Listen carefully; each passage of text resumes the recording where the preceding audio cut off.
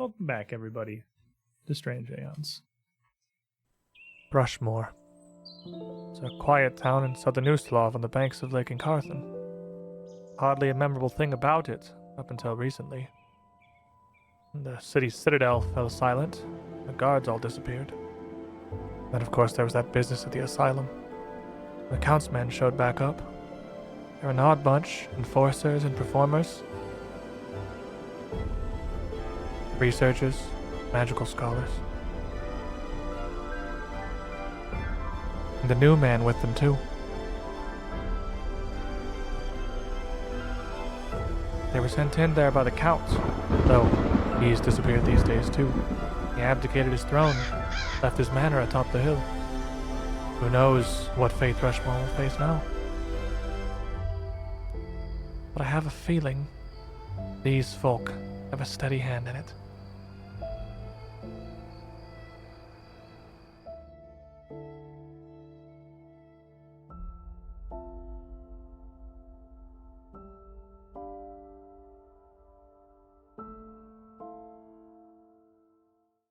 We can finally get some answers as to what I'm doing here. We have the cultist, the psychopath, the anger issues, the helping hand. Where do I fit in all this? Time to ask some questions. The first opportunity that you've really had to speak with someone who may have some knowledge and seemingly no reason to hold it from you. You've made your way to the basements, to a literal tomb underneath Iris Hill, here in Thrushmore, the seat of power of Count Hasserton Lowells IV, the man seemingly responsible for your amnesia. In the last day, you have learned a lot about yourselves, a little about your past, and some, hopefully now, direction, maybe, as to what can happen from here. You know you worked for Lowells. You know you worked with Melisande. You know you once helped run the cult that you now seek to undermine. And you know that your memories were simply given up as a trade, bartered away to some mad poet in the land of dreams for knowledge about the location of a book. A book that Marius, MD, Trey, Cammy, Easy, you've certainly never heard of, but a name that I'm sure all of us here in this room watching have heard before. The Necronomicon. And from Type 1337 for Trey, keep spending them on fun stuff. Yeah, dude. That's all I spend them on. That's all he did. Oh, almost lost it. Here in this crypt, We go on a rampage. Is that real? Yeah, no one is safe. here in this crypt, beneath the Lowells estate, you have met with another figure from your past. One that you didn't at first recognize. Bundled up as she is, with very little exposed, save for her eyes and a mark upon her forehead. A figure known only as Weiralai, that you have heard of briefly in some of your adventures in Thrushmore.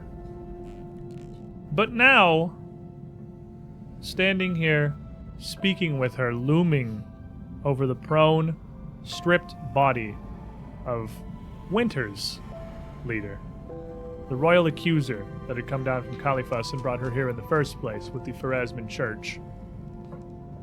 You know where you've seen this figure before. She was with you in that vision that the four of you shared of the oasis, that blank desert, and that black, starless sky. She, along with Melisande, a figure that must be Count Lowells, and a few others, made that trek through the featureless sands to meet the Mad Poet. And when last we left off, Weiralai had offered to answer near anything that you wish to know. I am a purveyor of truth, a seeker of knowledge. I have dedicated my life to answering many questions of the cosmos. Though it is perhaps inevitable, we will come to unpleasantries here. I cannot simply allow you to leave. I cannot abide you interrupting Melisandre's ritual, as I simply must see what happens with her work. There is no need to rush into things. Minutes now will not matter. She has near completed what she needs. Whether you rush to interfere with her now, an hour from now, little will be the difference.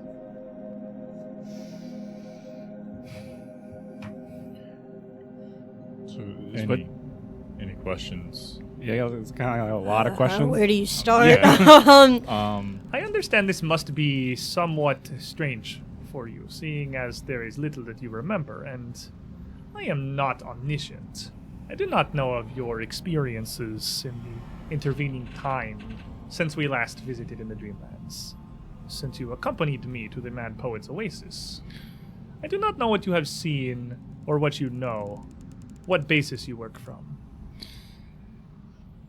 I guess the first question. Who are we? We should probably introduce ourselves.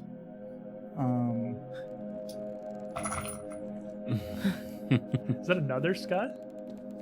Or is it just refreshing weird? There's something coming through, but the coffee notifier is a little awkward. We'll figure this out. Growing pains. You, to my knowledge, were simply associates of the account. You worked for the estate. You helped him with some of his studies. You had assisted him in investigating the stellae here underneath the manor and those throughout the town. What are Stella?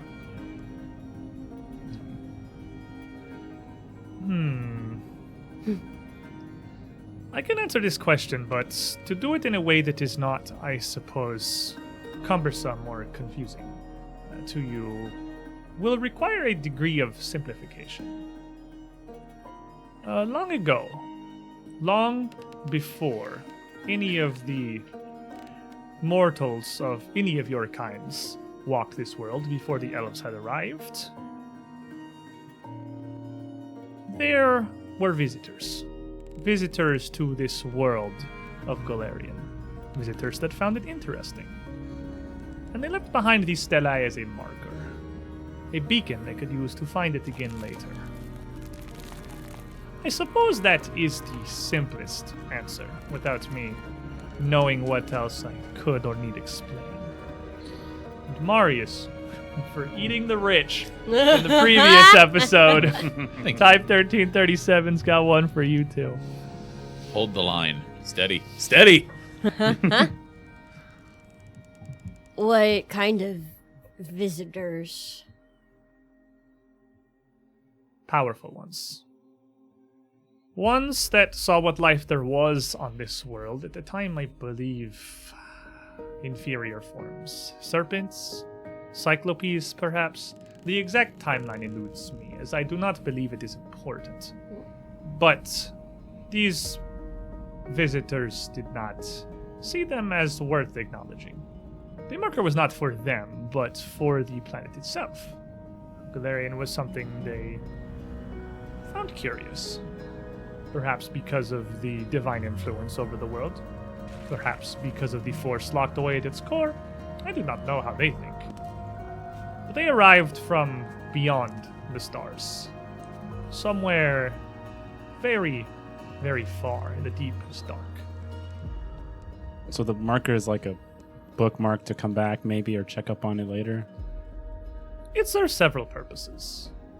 The stellae, typically, are used not just as a beacon to be able to locate a world or a place in the physical realm, or in something as mundane as a material plane, even, but to locate it in a grander sense.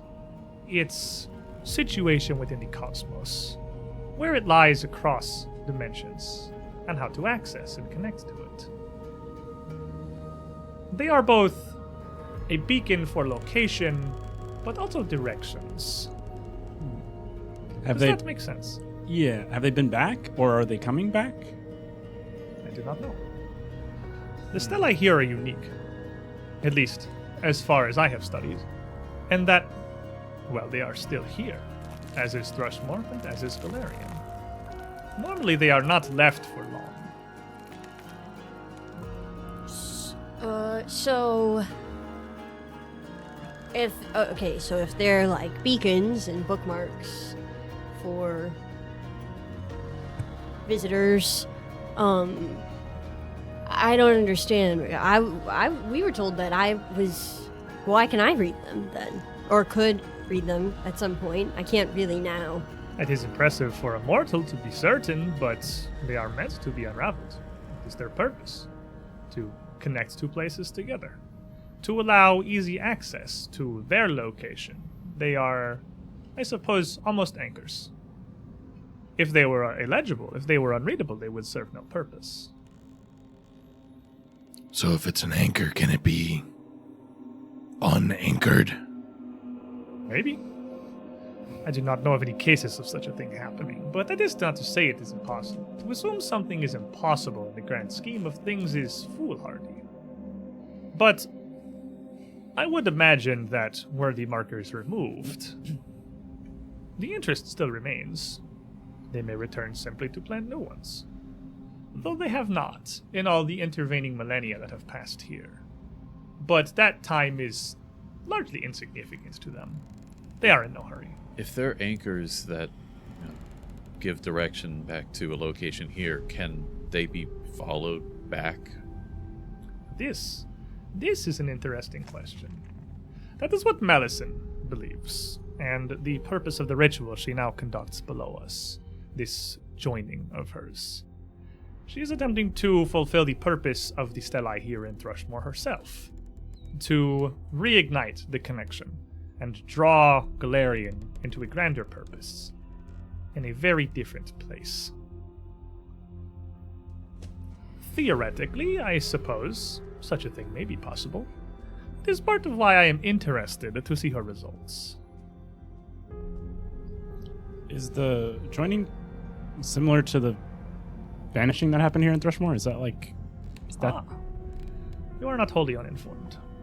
Yeah.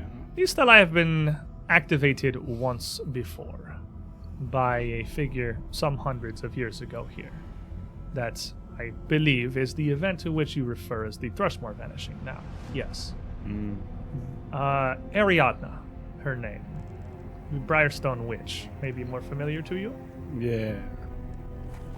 She has done, or at least attempted, what Melisande does now. It is in her footsteps that Melisande follows. Is Ariadna still around? Ariadna? Ariadna? I do not believe so. I, truthfully, do not know the specifics of what happened with her ritual or how effective it was. I was not here to see it.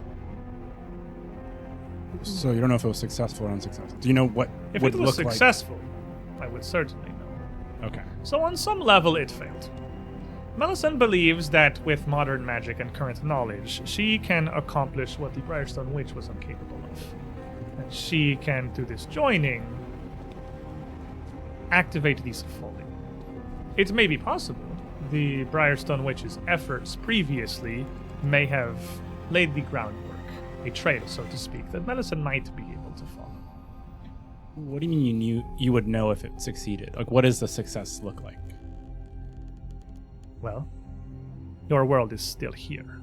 Okay. That was pretty obvious. Well, I don't know how it will be localized. Okay, it's mean, all of Galarian. They want to join all of Galarian. I picked that one up. Okay, I thought it'd be like a big Well, crater in but the I ground. mean, that's like why Thrushmore then? Thrushmore is nowhere. Oh, it's because this is where the Stellae are here, and then human civilization has cropped the town up right here. I do not know what significance this particular location afforded to the visitors. They are guided by the King in Yellow. And what he sees is so much more than what even I can begin to understand. And I have had dozens or hundreds of your lifetimes to ruminate on such a thing. So now speaking of that, who is the King in Yellow? that's something that has eluded us for some time now. Is it, Zamindor?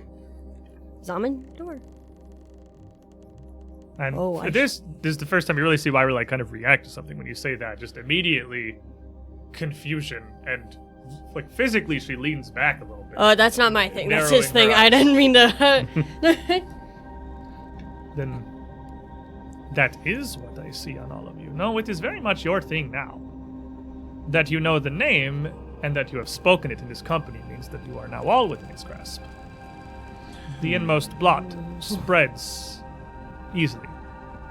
It has been likened to a plague. Whatever grasp it had would have happened a long time ago. It grows within you now. I thought I saw a hint of it, but believed perhaps my eyes tricked me. I did not know this world was seeded as well. That makes this more interesting. So what are the symptoms of this plague? What do you... Perhaps I can answer both of these questions at once. The Yellow King, the inmost blot, I would advise you not to speak the name again. They are powerful beings. I would liken them perhaps to what would be something equivalent to you. Pharasma, Sarenrae, maybe. Whatever gods of this world you worship. Those are the two that come to mind quickly as perhaps having a shred of comparison in power that could hope to stand at the feet of the Yellow King, that could perhaps hope even to interact with the inmost blot. But that latter, specifically, is an interesting, very interesting enigma. How to begin to explain this? You here on this material world, you worship gods such as those, yes? Pharasma, Sarenrae, I am sure there are others. Yes. Mortals worship myriad figures. Anything they do not understand, they see as God. Correct. You pray to these figures. Do you know why? What is the purpose? So good stuff happens. You get magic. I don't know. They reward you. Yeah. They reward you with power, they reward you with insight, they reward you with magic. A litany of things. Were they not benefiting somewhat from this transaction, why would they do so? Because they are not physical beings like yourselves or even like myself. They are fonts of power. They are nebulae. They are nexus. They are raw energy. At their very core, what they are cannot be so readily defined in the concept of a single figure or even a single being. Your prayers to them, your fealties, and your reception of magic is, at some level, what they are. It is what keeps them in place. It is what keeps them in power. And the inmost blot is much the same. A figure that lives within the minds of all that know of them. An example, perhaps, for mortals. Picture this room we stand in now, but with no elephants within it. Now you are thinking of an elephant, yes? Yeah. The inmost blot is much the same.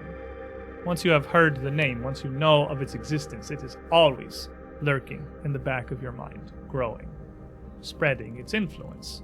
Not just through you, but to anyone else who you would meet who would learn of its very existence. And eventually, once enough are under its sway, once enough have heard the name of which you spoke, once it has grown powerful enough, then, and only then, it can manifest.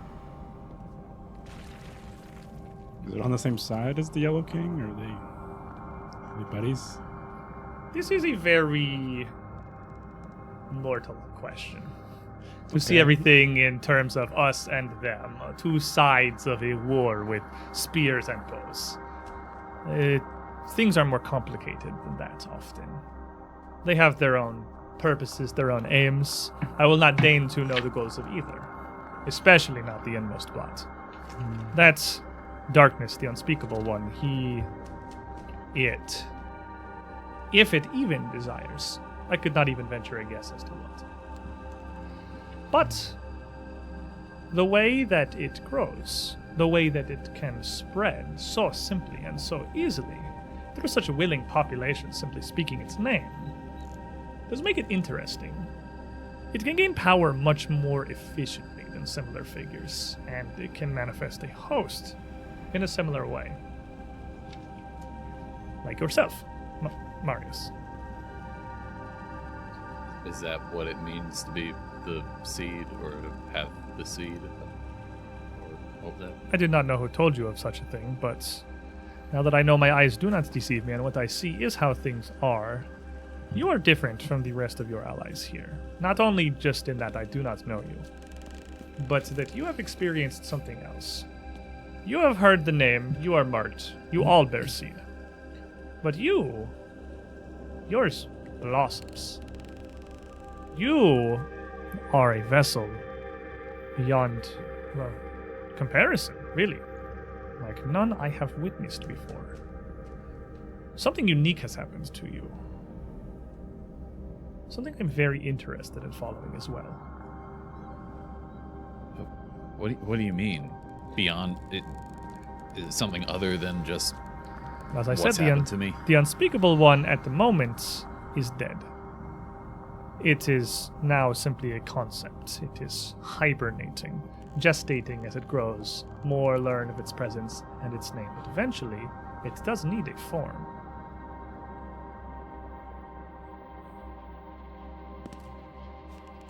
Is this not clear enough? No, I think it makes sense. Is there no way to rid myself of that? Well, if another took your place, if it manifested elsewhere, which, by my current belief, will happen, so you needn't worry. So, hypothetically, if I just go around and say its name, what happens? I do not know. It would be foolhardy to do, certainly. It would complicate things, not just for yourselves or those that you speak with, but for many forces throughout the dimensions. Things would become tenebrous very swiftly. But perhaps useful. I cannot advise you against such an action, as, again, we will all learn something from it, and that is the paramount aim of life. But I do not think it would be necessarily wise. So we don't need you to be Johnny Zamindor seed, spreading it around. That's the next question. Is it the reference of the name, or is it the name itself? If I call myself Zamindor, is that the same effect? The word inherently is a title, and leads one to investigation into rumination. And once the connection is made to anything beyond what you claim it to be, anything beyond your own visage or person, the link begins. A level of specificity to this is, I suppose, admirable to investigate. As I expected, you seek knowledge just as I do. But this level of detail, these questions are perhaps ones that do not even have answers. Not ones that you or I could ever understand anyway. Then a different question for you. You likely don't know. As you said, you have not seen us since. But there was a large creature of stars and darkness. It seemed to come for us in the asylum. Perhaps you may have heard of something similar. I'll pull out a little sketchbook that MD does keep with him and show a rough sketch. It's not great, but This is rather interesting because I must say that I do not. I am unfamiliar with such a creature, such a being. I do not have an answer. Fair This is enough. rare. all right. A different question then. Lao's traded us our memories and our beings to the mad poet. Indeed, Did Melisande know about that? she was there, as was I. Yes, but she knew it was going to happen, that we were to be sacrificed. Yes. You were not willing members of this event. I believe the Count had contacted one of his more alchemically minded associates to prepare tinctures for the group of you so that you would be sedated for the travel. But medicine assisted me with the ritual, assisted me with the transfer that I facilitated to the poet himself. Who's this poet? What's his deal? I suppose he is a very like-minded individual to myself. He is a purveyor of knowledge. I am remiss to admit a much more powerful one, but he had answers to questions that the Count was asking, and that I too thought would be interesting to have answered. Okay, then what is a Necronomicon? A book the Count seeks. It is a tome of some power. The Count's aims are not that different from Melisandre's or to mine, or for mine. We all wish for the same thing: to complete the work that was started by the visitors those thousands of years ago. Melisandre is optimistic, or perhaps foolish enough, to believe that her own power is enough to spur them back to life and to fulfill their purpose. I advised Lawos differently. I advised Melisandre as well, but she did not listen. Does that mean that we don't even need to worry about this? Well, I do not think she will be successful, and I have told her as much. But she is strong in her faith. She believes what assistance she needs to complete this joining here will come from the Yellow King himself. That his power will leak out through the Stellae once they begin to activate and will help her complete the ritual. She believes she needs no font of power, no focus, nothing to draw energy from, and that her spellcraft and rituals, with Ariadne's preparations, will be enough to be successful. She is adamant in this. I wish to see how it goes. Not only because it will be interesting, but because her confidence is curious to me, to say the least. Against the face of all odds and advice she has received not just from myself, but from anyone, she still believes that she can make this work. She is no fool, so I question if that truly is what she does believe, or if she, too, is simply interested to see what happens. We've asked a lot about, like, what would happen if the joining succeeds, but what are the risks if it fails? If we stop it? I am curious to learn. No matter what happens here tonight, we will all be gifted revelation. A great amount of knowledge that cannot simply be acquired from a book or a tale. Actual physical experience. Whether I am here or back in Leng, I will see what happens, and I will learn from it as well. I will use this information to aid the Count in his efforts, as though he is perhaps less learned than Melisandre or even yourselves. He is willing to do what is necessary. He is willing to seek assistance, artifacts like the Necronomicon, and travel to find the original source, rather than these stellae here. Why? If nobody even really understands what's going to happen, if the ritual goes through or if it fails, why bother so much? For the king. If this world is marked in two places, nonetheless, then this was a world that he wanted. That he saw something in. I seek to give it to him. Because you worship him? Because we are like-minded. The king sees and knows all there is to know within the cosmos. Only he can unravel the secrets written in the skies, the deepest reaches of space, across everything that constitutes a reality. If I wish for that knowledge myself, I would be a fool not to appease him. Wait a minute. You said marked in 2 places.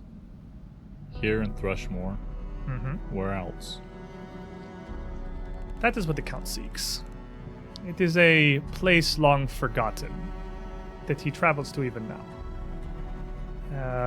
Naruzavan, it is called. An ancient civilization that may have been erected by the visitors themselves during their stay here. What was that name? Naruzavan. Could you use it in a sentence for me? Now, its location is unknown, so the Count journeys not just to find the Necronomicon and to seek the aid of his associates in translating it, but also to do research, to find some who could help him locate this ancient city.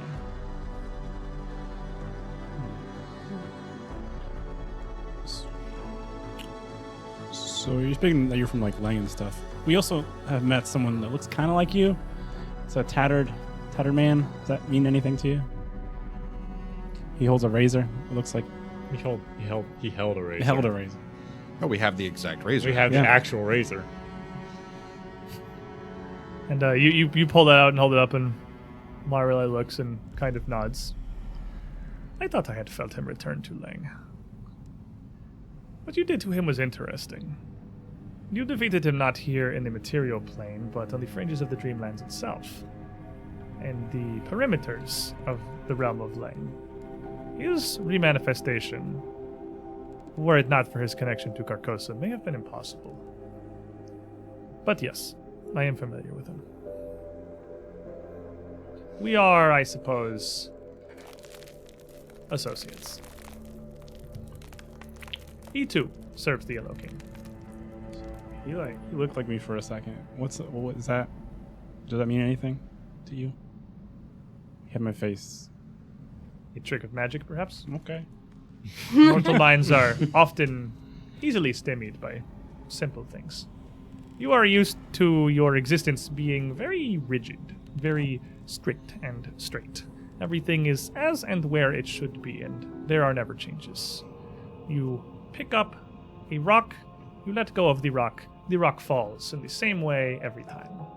And when things deviate from that, you get confused. Perhaps it is so simple. Okay. Well. So what do you mean he's connected to Carcosa? What's that? And what do you mean connected to? Isn't that what they're trying to do right now? Did he get joined? Carcosa is a patchwork. It is the domain of the Yellow King. The realm over which he presides.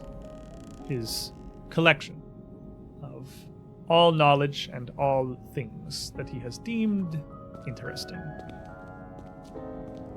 That's different than Leng. Yes, And you're not connected to Carcosa? I did not claim such a thing. How is he connected? What connected him to it? We have, well, I suppose you could say we are visitors ourselves. Neither of us are from this world, even from this plane.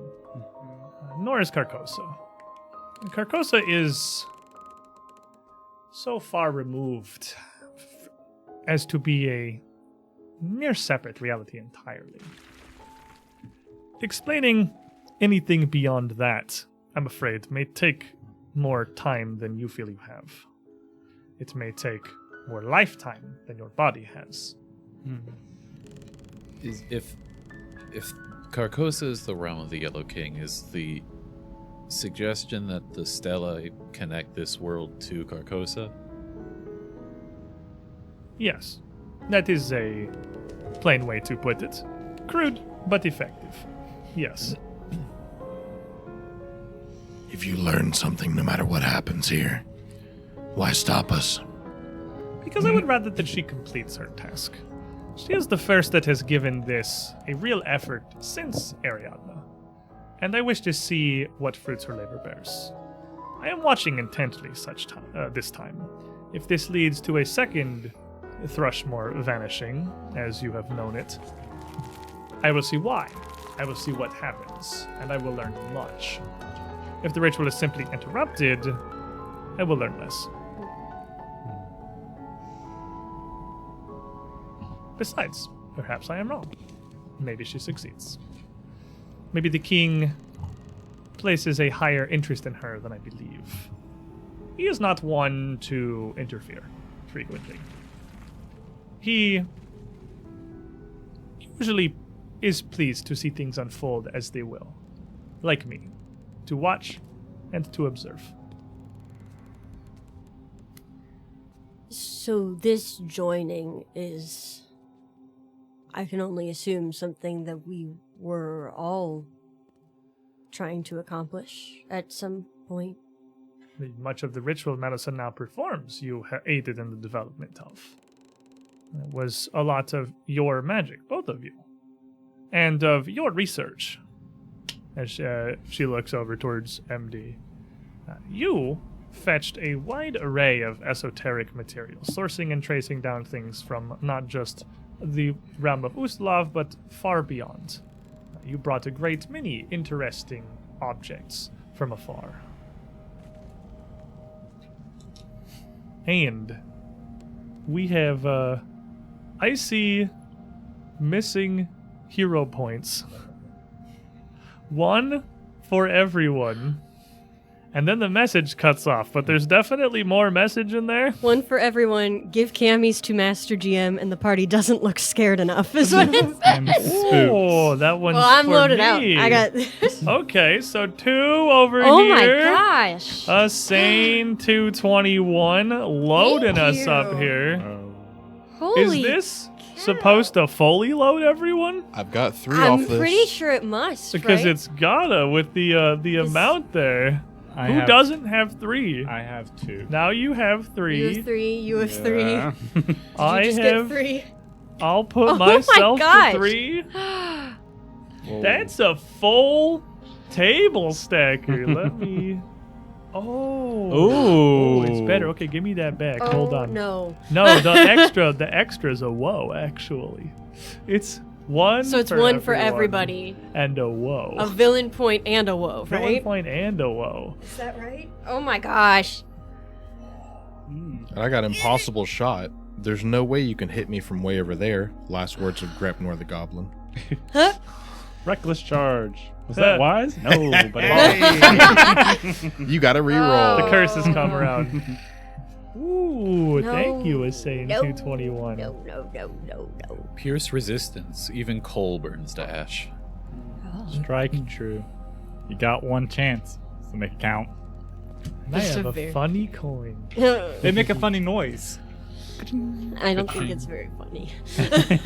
The stack of coins I can drop is getting smaller as I take more coins into my stack. I'll trade you impossible shot. Bro, But- can we trade? Hold on. Put him down. I'll holographic trade you like one Karibo for your blue eyes. Who wants an ancestral might? But- Does anybody have? As you speak to Weiralai here, you still under the haven't table, slip found cards. this Stella that's wherever the ritual was happening. You still don't know where it is. But you feel, you know, you have to be getting closer to it somehow. Is everything just faintly yellow? And at this point in the conversation, all of you see something. Your vision is overwhelmed, blacked out with a writhing mass, a fungal yellow pile of interlacing tentacles and strands of fungus that look as if they simply twist and lash across your vision. You feel as if you're being constricted, unable even to breathe. And then in a flash, it's gone. And then a whoa. Ow! Oh, No! No! 21. That's so that's a lot. okay. Everyone is going to gain 2 stress. Two per That's just person mean. is huge, dude. I'll- That almost did you in that's right there. Jeez. I I'm ready for it. I'm getting close. That's another buff just waiting. These three have already broken once. Join the club, Mario. Marius! When I break, I'm just gonna come over and slap AJ. When I break you. Did you just see that? Weiralai? What was that? Did you feel that?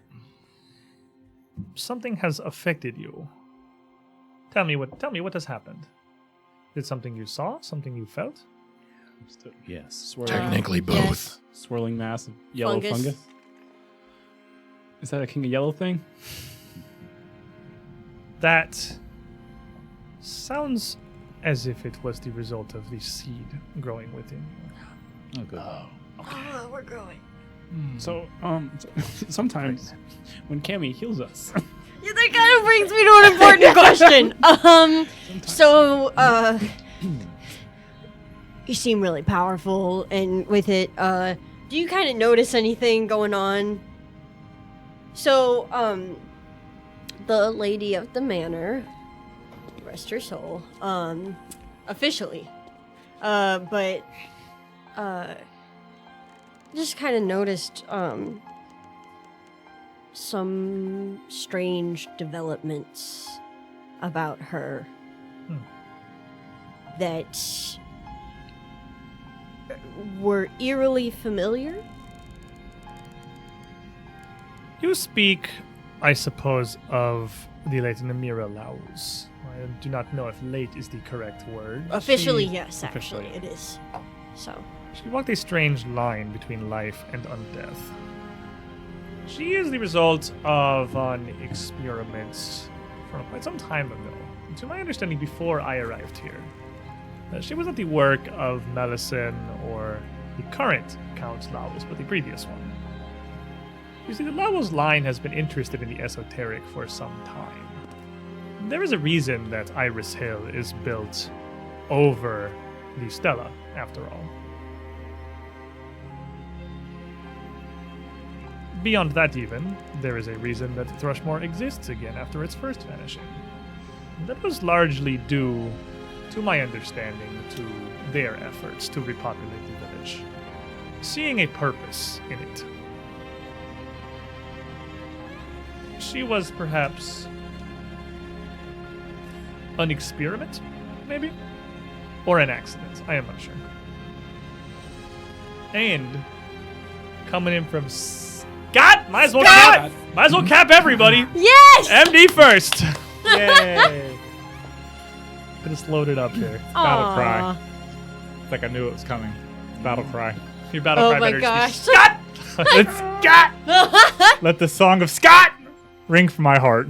Do you have any thoughts, perhaps? You have many questions that I was not present for. I do not have specific details of. But you may be able to learn something from another place nearby. I know you are in a rush. I know you wish to see Melison's joining thwarted, and I have no reason to do anything but delay you. But if you travel back out into the Shrineway, through their storage room to the source of the well of Iris Hill, there is a canal, a tunnel, that feeds the cistern with much of its fresh water. It is narrow, but it is not long. It connects to a cavern, and in that cavern there are things I believe you will find interesting.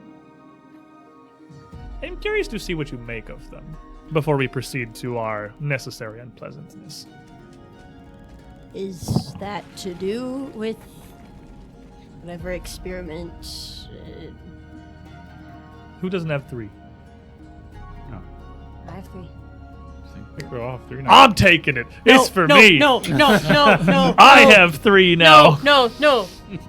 Marcus, do you have 3? I have 3. No. We all Wait, have what if three. I just re-roll nothing It's right now? for me. Quickly, roll something. Can I make an insight check? God! No. I'm taking that one. He said he's topping everybody. I'll take it. 3 stress for everybody. Thanks, buddy. Thanks, friends. Sorry, go ahead. Is that in regards to... Whatever experiment or trial was No, more to the Stellae themselves. This experiment, whatever Namira was, I don't believe is important. This was a small accident, a strange manifestation, perhaps. But I do not think that is something worth wasting much of your interest on. You wish more to know about the Stellae themselves, about the joining, about the ritual, medicine attempts, and while these events are not entirely beyond my time, they were before my knowledge of them.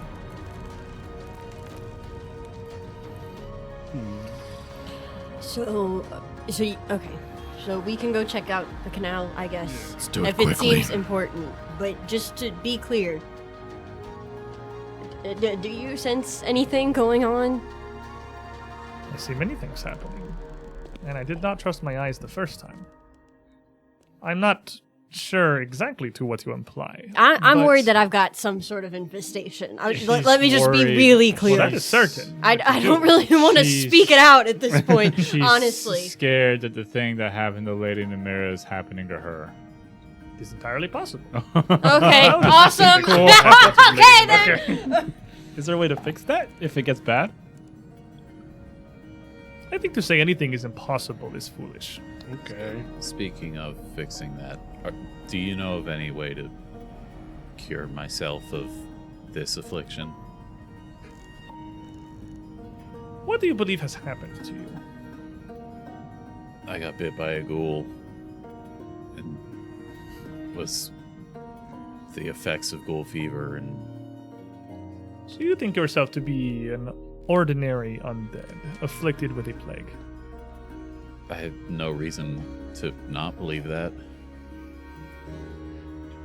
I do not mean to taunt you. It is just interesting to me how little mortal eyes really see.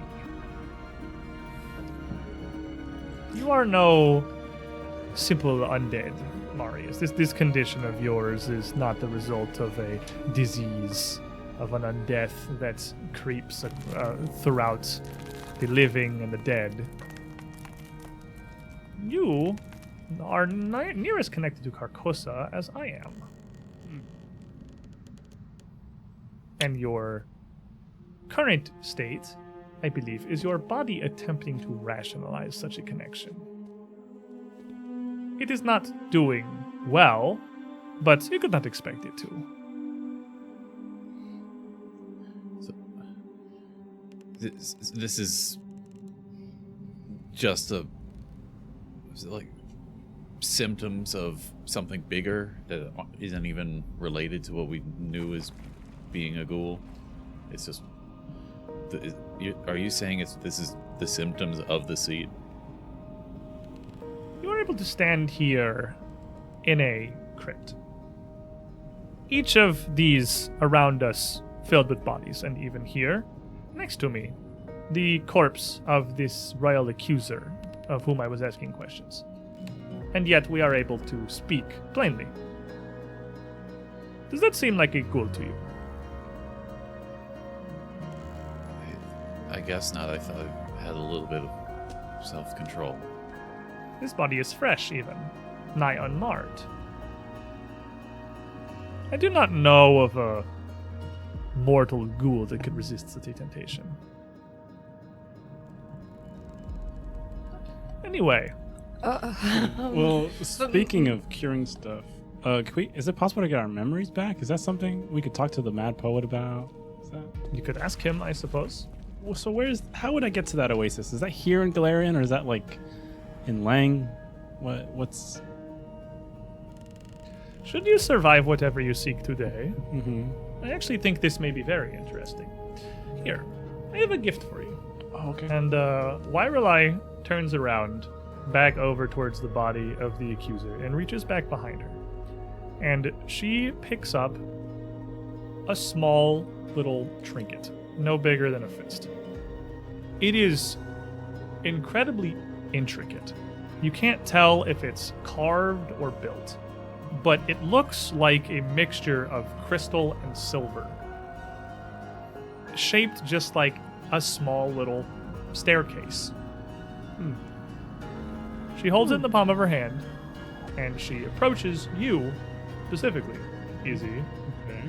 and holds it out. I'll take it.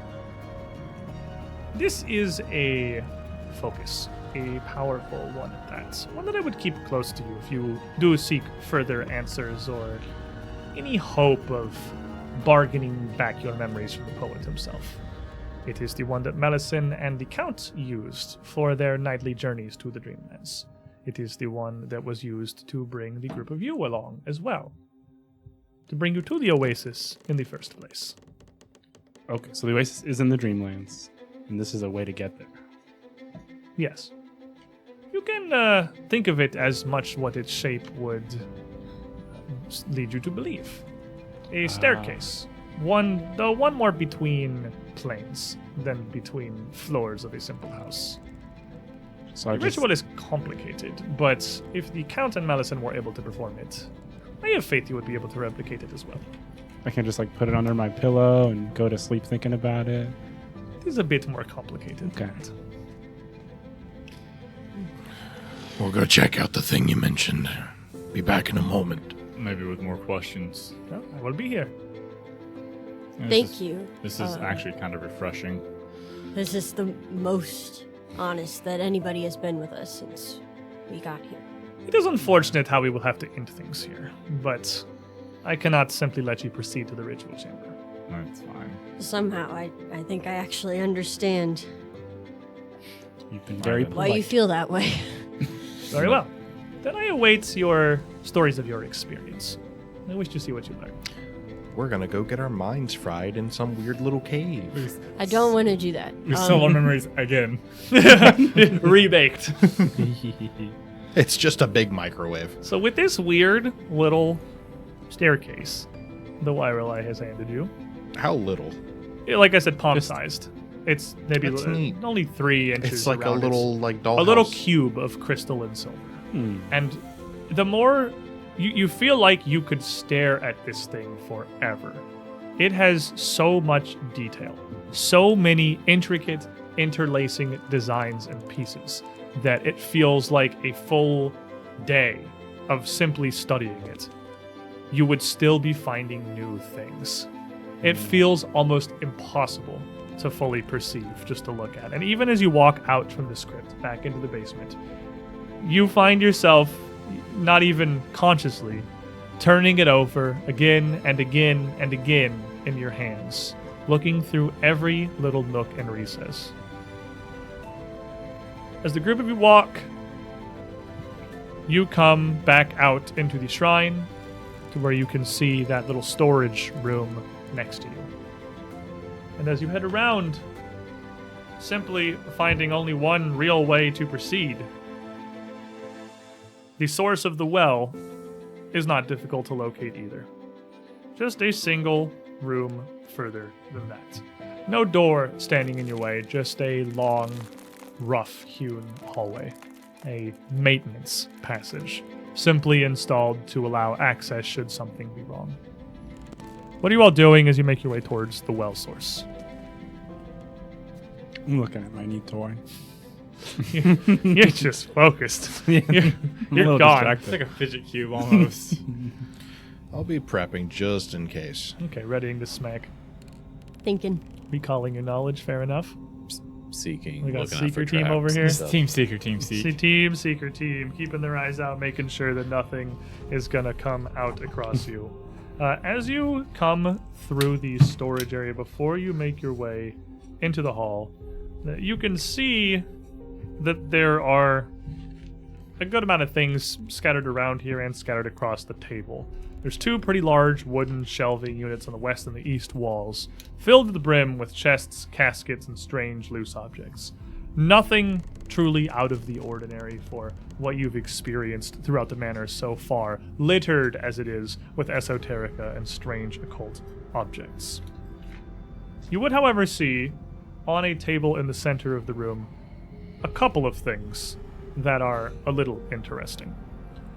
One is a bell-shaped object with Thrushmore's crest engraved on the flat bottom of it, down on the table, and a ring at its top for a string or a ribbon.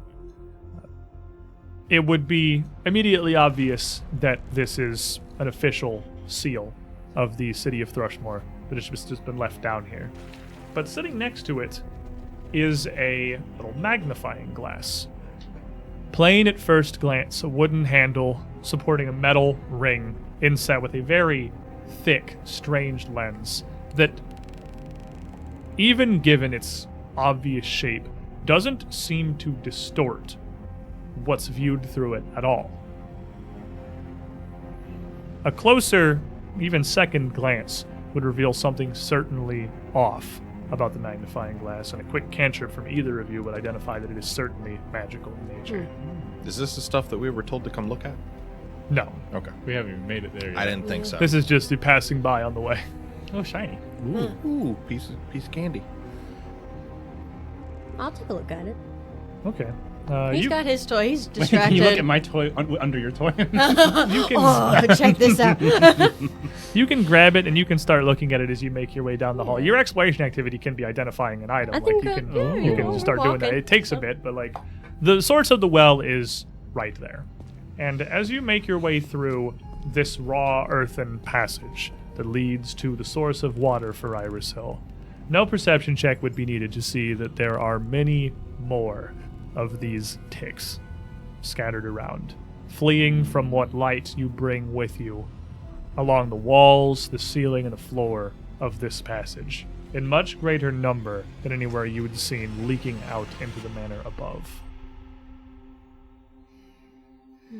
But as the group of you emerge out into the source of the well, you can see the room is as plain as any. There's a low, circular stone wall around the center of the chamber, just to denote the pit where the well is drawn from, with a bucket next to a block and a tackle and a wooden frame anchored onto the wall to your right as you enter. You can see the narrow passage that Weiralai spoke of on the opposite side. It's down. It's in the well itself. It's a passage, as she said, that water flows through to support this spring, this source. You would have to climb down and into what would be a very tiny and cramped passage. Something that you would all be literally crawling for. Even Cammy would be down a little bit to go explore and find this cavern she spoke of. Seekers, give me a perception check. If you're claustrophobic, now's your time to speak up. Uh-huh. Talk it. You know what? We got him. You got it. Might as well got flaunt him. it. You Got got him. stacks, my boys. You know what? I'm gonna use Scott's battle cry as MD just kind of makes out of I see something. I think I'll also use mine from Insane. What's funny about this is I rolled the exact same number. I see the back of my eyelids. Slightly guys. better. I rolled a 4 for a total of a 14. Solid. Or, sorry, Jeez. 18. Ooh, banging. I went from a 2 all the way up to a 6 for a total of 22. That's fantastic. Great rolls. Oh my gosh. Looking down the well, Seeker team. you Thank can Scott. see It's dark. It's wet. that you don't have a lot of light. You can't really tell how deep the water is. The inside of the pit of the well itself is rough enough. It's not carved stone or anything, but it is super hard packed, like you'd need a pick to break it earth. This is a pretty deep well into the hill at this point. And you don't see any obvious and easy way to climb down, save for like the bucket and rope mechanism mounted in the wall and just kind of tossing that in and hoping it supports your weight. About how far down? The surface of the well water is probably about 10 feet down. It's not super far, but it's pretty low. And the entrance to this tunnel that you'd be crawling through is like at the water level. Like it's not dry. You don't have a way to send your lizard down there, do you? Oh no, I sorry, Greenie. Oh yes, perfect. Hold still. I'm gonna cast light on him. This little fingerprint glows forth from Greenie's forehead. Like a little headlamp. As Greenie scampers down Cammy's my body child. and up over the wall, down the side of the well. There he goes. As he just kind of skitters down, you see more of these ticks. Again, fist-sized. They're a little bigger than Greenie is, scattering around, and as his true light battle. moves closer to the surface of the water, you can see even more heaps of them anchored around the surface of the water itself among the walls. So nasty. These creatures disgustingly layered over themselves in what at first looked like just a thick ring of algae or mildew, but actually just a bank of these insects matted together. So are they full, or are they kind of looking a little drained? All the ones that you can see here are flat, packed into a pile against the wall. You still got one of your vials Yep. of blood. We could just like throw it in a direction and see if Are there any like rocks or just loose clumps of earth just around? Not really. The room itself Doesn't need to though- be big. Just something I can throw and disturb them. Though the room is rough hewn, it is still like it's not just a cavern. It is a chamber, but you would be pretty easily able to just break a piece of this hard packed earth out from the wall. I'll just break a chunk off and just kind of throw it at them. Toss see if, it down. Like what they do. As you throw a rock down towards this mat, which is at its thickest near this cistern you would be climbing into, the impact immediately startles them as they scatter like a packed nest of spiders across the wall, bolting away from the impact. The movement of the ticks where you strike disturbs the rest of the ticks around, and in a moment, the entire inside of this pit of the well is a hive of activity. Audible, skittering legs clambering over each other and against the walls as they scratch and flee, and in their panic, their disturbed, bothered state, they rise up. A great mass of them surging towards the top of this well. Oh, jeez. Pick Cammy up and hold her above the ticks. They are no danger in small numbers, but the hundreds of them surging out of the well here may well be. I need everybody to roll initiative. Because it's a well. Oh, well. Well. Well. Hey, that's an 18.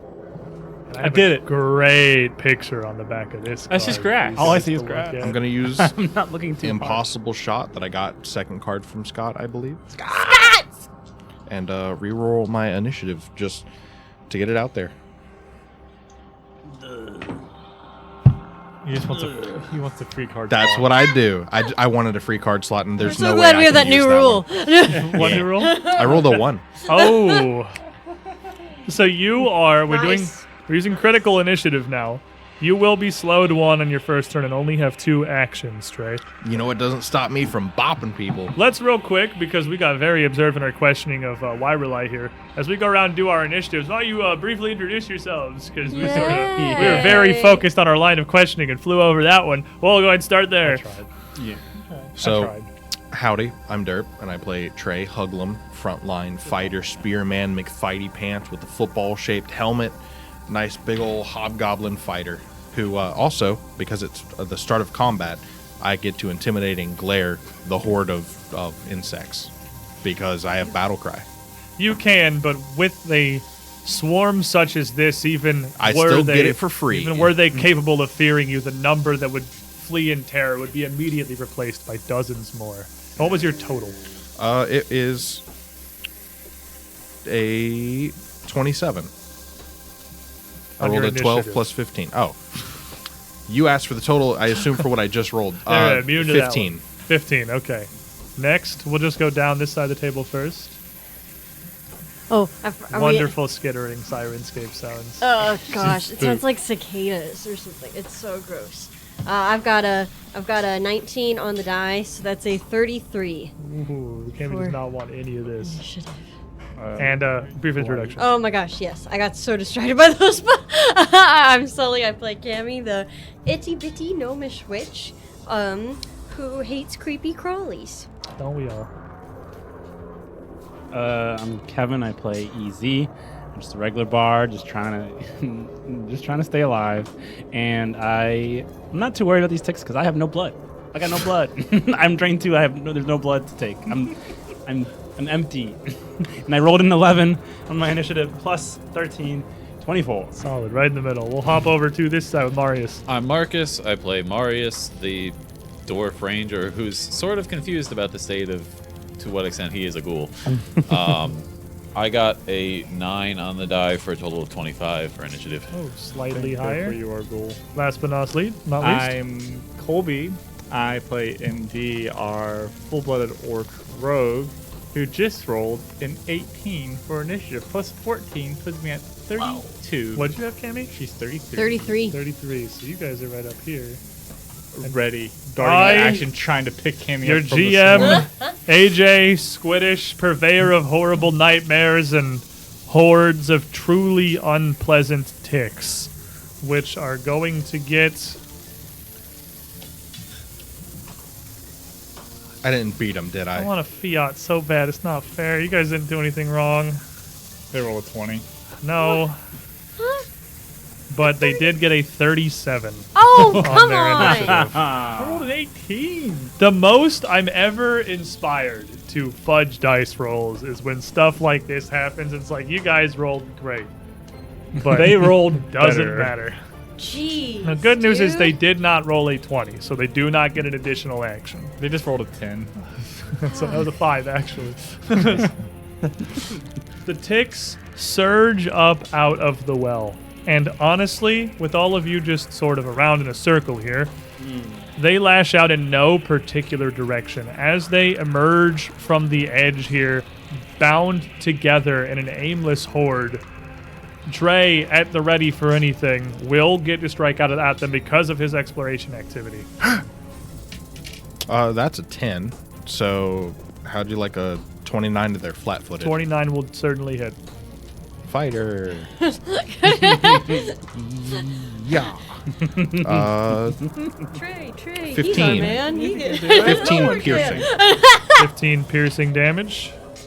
Now, stabbing a spear into a swarming horde of insects is far from the most effective tactic. Means I am guaranteed to get something. You will certainly hit some of them, but it feels like it makes almost no difference against the size of the swarm that is approaching you. And as they surge up, I'm just going to literally roll a d4 to see clockwise around the loop kind of where they end up. The 3 is bottom middle, so they'll surge up over MD and Marius Hooray. is where they will emerge. Bug friend. Bugs. Bug life. So sorry, guys. And as this, This is good. This is exactly what MD wanted. as this horde clambers out Now we can't over miss. the They're pair of everywhere. you, swarming across your legs, across your body, surging like a matted carpet. I need you both to make reflex saves. Oh. That's awful. Yes. I'm gonna stoke him if you keep this up. Realistically, I you rolled should. a- They rolled a No, 1. you rolled bad. I rolled a 15 on the die for a 31 total. 31 will succeed. It's a critical success. All right, so you're able to dance away before they can get onto you. Just jump in the air. I got a 16 on the die plus 17 for 33. 33 is a regular success. Please. I think he What has. is my what does my evasion do? Evasion means a success is a critical success. That's improved. Yeah, it's a evasion, critical right? success. Oh, so you both Improved perfectly, is- They came to the right man. perfectly able to Hey. dance away. Bugs. And as the two of you jump and avoid these It chose the ticks, best target. the horde swarms around the circle instead to Easy and to Cammy. What? Hey, hey. No, wait a That's minute. not right. Cammy, you we is your evaded turn. too hard. They hunger. No. Now the good news is you're surrounded, but they haven't had enough actions to attack yet. They so are they're starting. just right there ready. They are several of them clinging to your feet and your legs, but just as they start to approach you, you react. Quick, just get rid of some Am of your I blood. clinging to the point? Like, can I move? Yeah, they're not like Oh. grabbing you or anything. They're like fist size. Imagine They're not heavy. Because I'm not staying here. jump in the I well. would like to. How many actions will it take for me to climb onto MD's shoulders? I want to be out would say of reach. 2. You would need 1 to run over to him and 1 to climb up on his shoulders. Sold. Here I go. Are you running? As you No. streak No. through the horde No. towards the safety of MD here, you rush away from the bulk of the swarm, but those that have already climbed upon your feet and your legs are still there. You still have myriad ticks clinging and starting to bite onto you. Can I? Okay. So I scurry away. I scurry up on top of MD. I'm clear. Can I wipe them off for my last? You can slap down at your legs. Is that a but thing you can you can slap down at your legs. Roll me a flat I mean, D20. I mean, scrape them off. I mean, they are. I don't have a credit card, but There I are- could This horde is like a sheet. It is like a rolling pile of darkness. And looking down at your legs as you run, there's already a dozen of them clambering up and affixing themselves across your legs. It would take you at least 2 actions of effort to try to strike down at them. Can I get half of them, or I is would it not? roll me a d20. I'll let you use Okay, one okay, action to roll a much worse version of it. Okay. It's just a flat check. Oh, it's just flat check.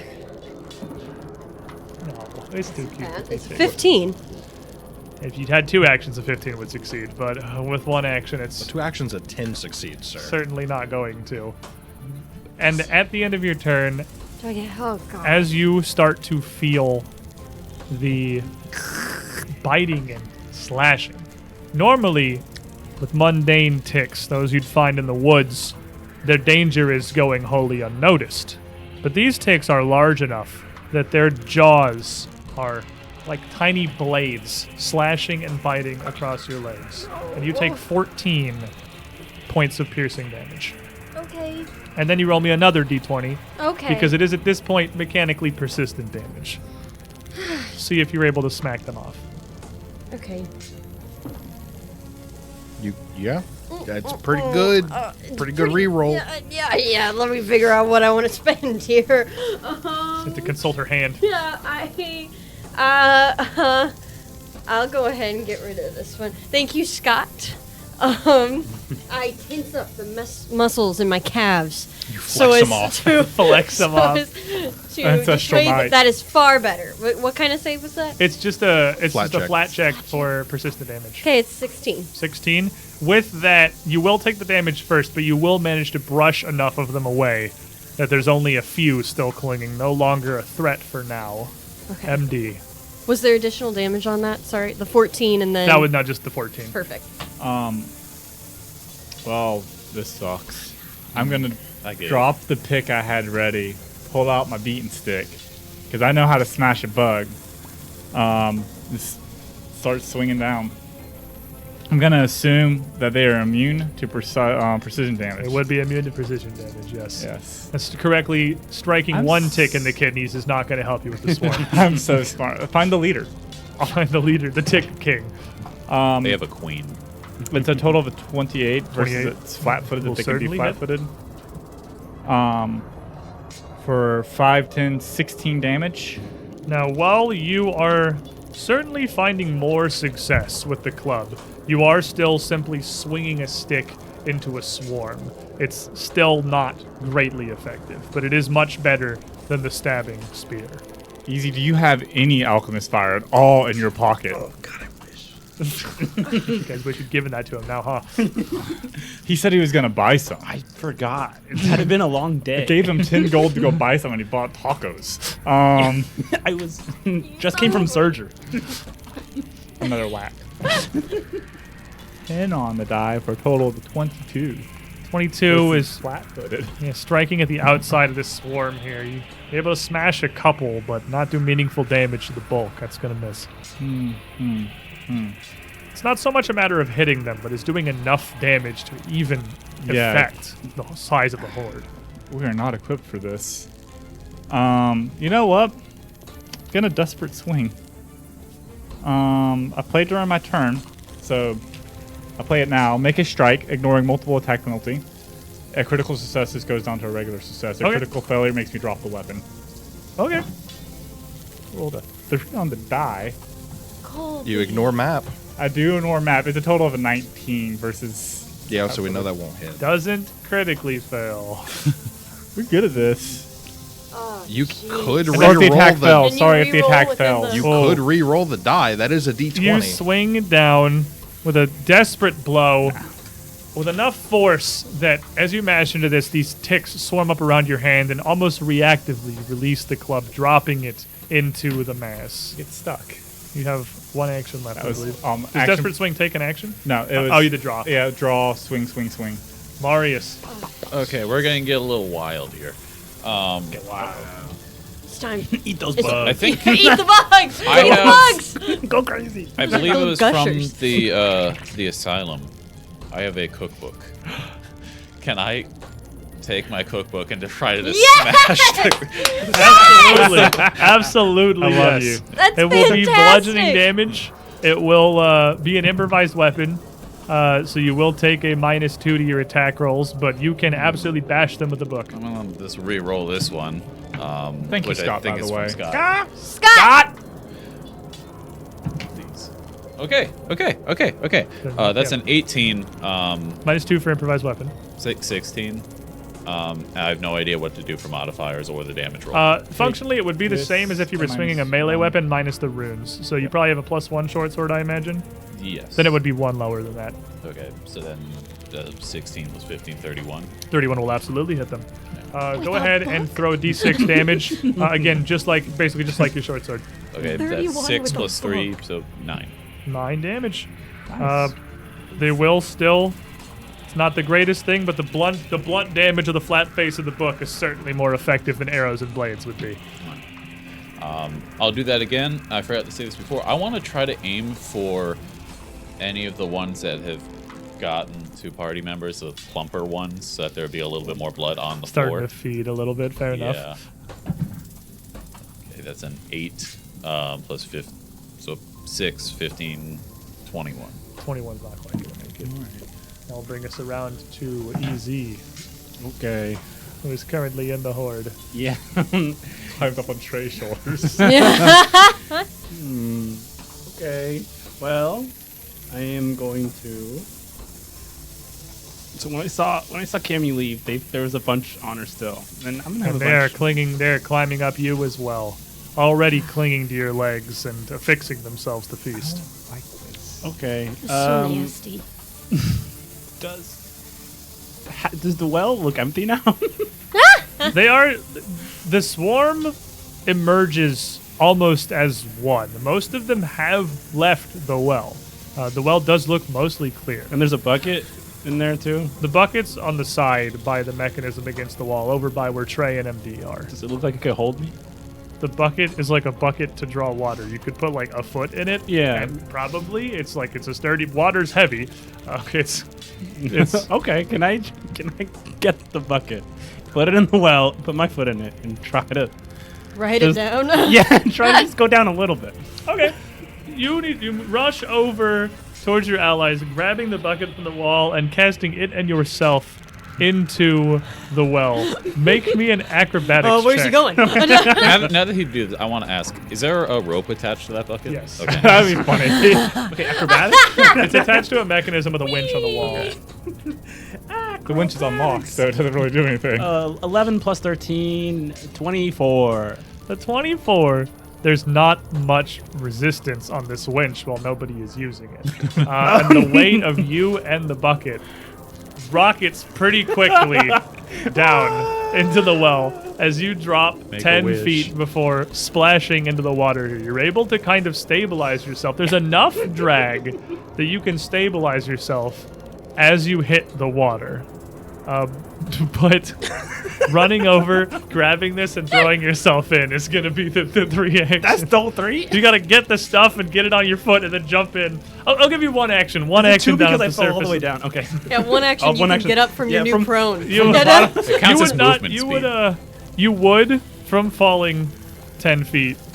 Just the impact of the surface of the water in the bucket breaks it. You're not prone. You're not taking any damage. Okay. But you are plunged into the water. I'll give you 1 action left. Okay, from the bottom of the well, you just hear, wow, the floor is really slick. For weeks I'll be checking for a tick. When things look dire, I want to kill with fire. Make sure to give them all a good flick. And that's courage. Courage at the bottom of the well. Hey, acoustics in here are great. Goes upward. Okay, so hear me out on this. Two hear me outs. The first one is, can I treat all of the ticks as individual enemies? No. Because I can end the fight right now. They are one entity. Second thing, can a swarm mechanically be grabbed? I didn't think so, but They cannot, no, because it's just like you can't. that was an actual yeah. question. No, you can't grab a one. swarm. You can't trip a swarm. You can't shove a I swarm. figured. Because anything that you would do, basically anything you would do that affects an individual is meaningless because there's hundreds of them. Swarms are strong. Well, you know what I'm gonna do is a 5-foot step away from my allies With a little because distance. that's a swarm. That's fair. Around the well, you move to leave some distance as much as you can to spread yourselves out. And then, as ineffective as it is, I'm just gonna take my spear and just bop, bop. Are you trying to? No. Oh, okay. You are just I like stabbing can't. stuff. You can use it as an improvised weapon to bludgeon, but you wouldn't get runes towards it. Yeah, I'm just gonna spear. Okay. That is a 24 on a 4. 24 with the flat-footed, thrusting across the well with the spears. Not perhaps as effective as you would hope. It's not going to do it. Not 20. That will in fact That'll do do it. it. That'll The swarm is not immune to crits, so you can certainly crit them. Oh man, why Well, it's now clumsy 1. Swarm is now clumsy 1. So They're all tripping over themselves. Oh, excuse me. Oh, I didn't mean to. 22 damage. Ooh. I rolled pretty low. piercing. Yeah, but even with their crits will help you bypass damage resistance for sure. A decisive blow. You got the leader. Step, strike, strike. All right. You got the queen. Now go Brings to us the, back I got the queen. crown prince. To the ticks. As Easy launches himself into the well, into the water. Those stragglers that are down at the bottom, just sort of scattering around, do skitter away. Any that were left still clinging, still undisturbed, as the splash sends the waves up against them, flee from the surface of the water. There's now 2 swarms. You down here are in about the clearest place that there is, as the swarm up on the surface pivots around towards the group gathered on the southern end of the chamber. You get a strike out as it moves. It's a same 10 I rolled on the first reactive strike, so that's a hit. It hits him. You did it.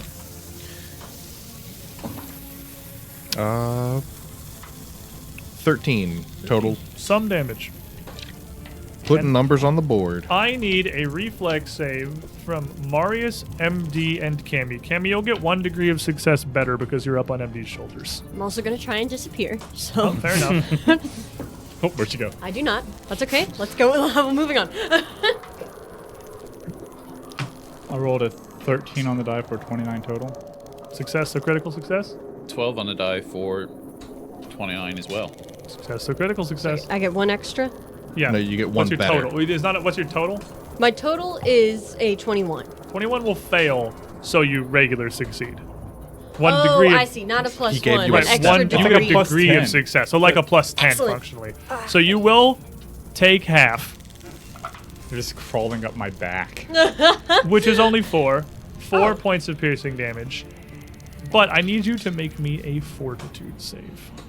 They are drinking a lot of your You're blood. gonna become a It's tick. Lyme disease. Okay, that was much better. So that's a 19 on the die. Okay. 32. 32, fair enough.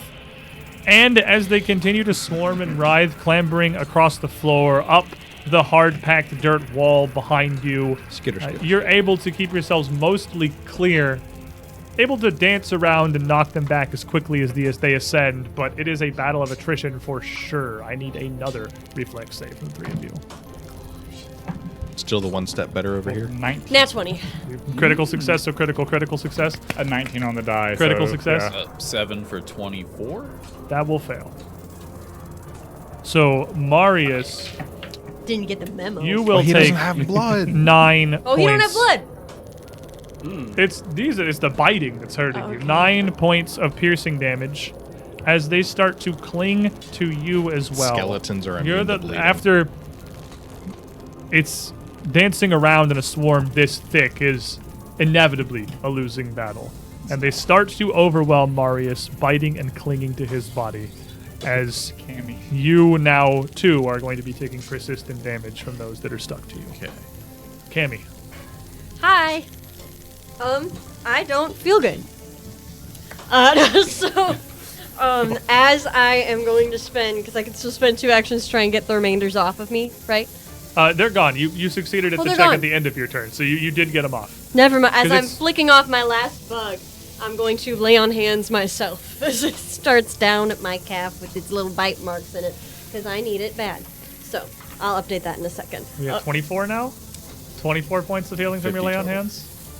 Yeah, 24 points. 4th level lay on hands is pretty A little good. less now. For 1 action, very solid. And plus 2 AC. And plus 2 AC. That does literally nothing to a So- swarm, but it's cool. It's so good for It makes me you feel right good. now. Makes you feel good on your insides. Okay, I feel a little better. And on the outside. And then I had planned on spending the rest of my time wiping myself clean, but I am clean.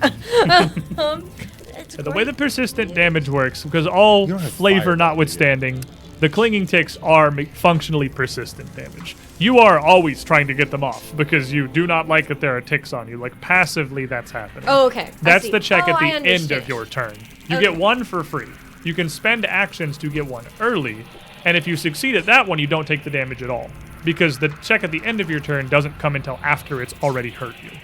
So to prevent the damage, you have to spend actions to try to end the condition early. Yes. And spending actions is much more likely to succeed than the passive chance. Usually DC 10 instead of DC 15. Sounds fantastic. I would love to cash in on that. I'm very interested. But right now, none are on you. So, well, Okay. none that are not enough to be damaging. Just let me know, man. I don't want this.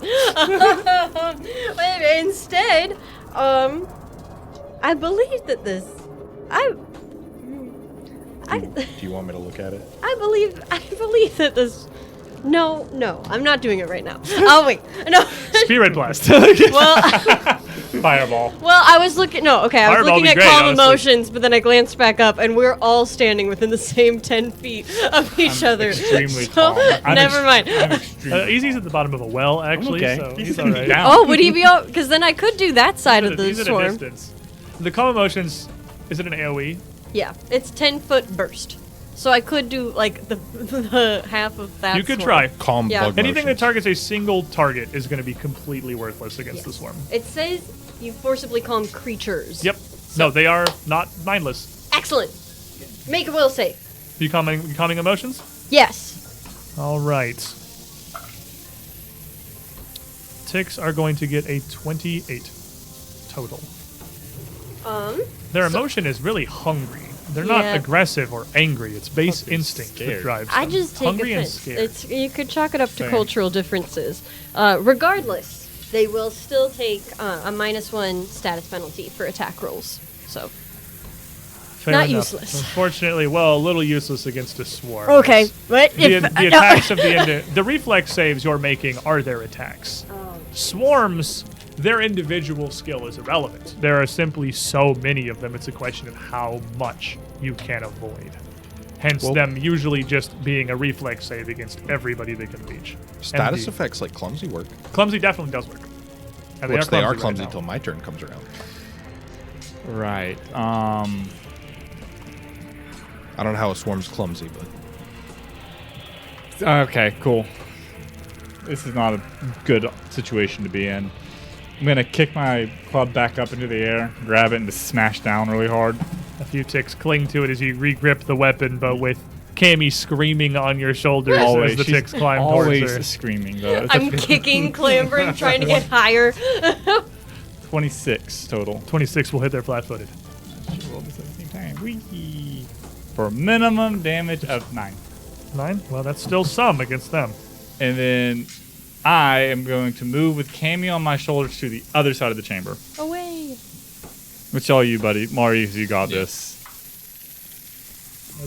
I gotta get up here more often. Now, as Cammy is riding, Going forward, because you've each had one round now since he's climbed up on you, you're both going to be functionally slowed one as you're spending one action just trying to, not throw Cammy into a wall and not fall off MD while he's fighting. Okay, Marius. that's understandable. Okay.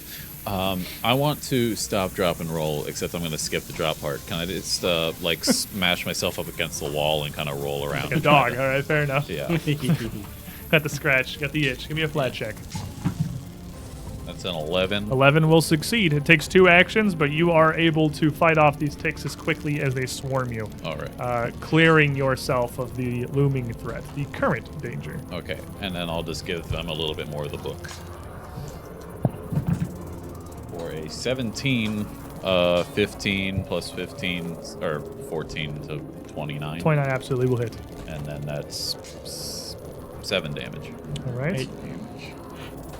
8 damage. It's not much, but it's not nothing. Easy Throw at the the book at bottom them, see. of the well. How tall is this well?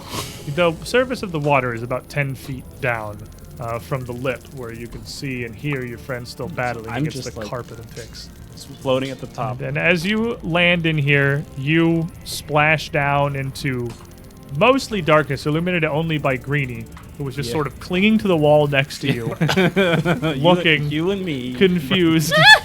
You and me, brother. You say that, and he scampers back up the wall. I need the light. Please, no. Please, Greenie, please. You don't know how deep the water is. How wide is it? Can I do that thing where you stick my legs out? It's narrow enough that you could do that. You could do that. Yes.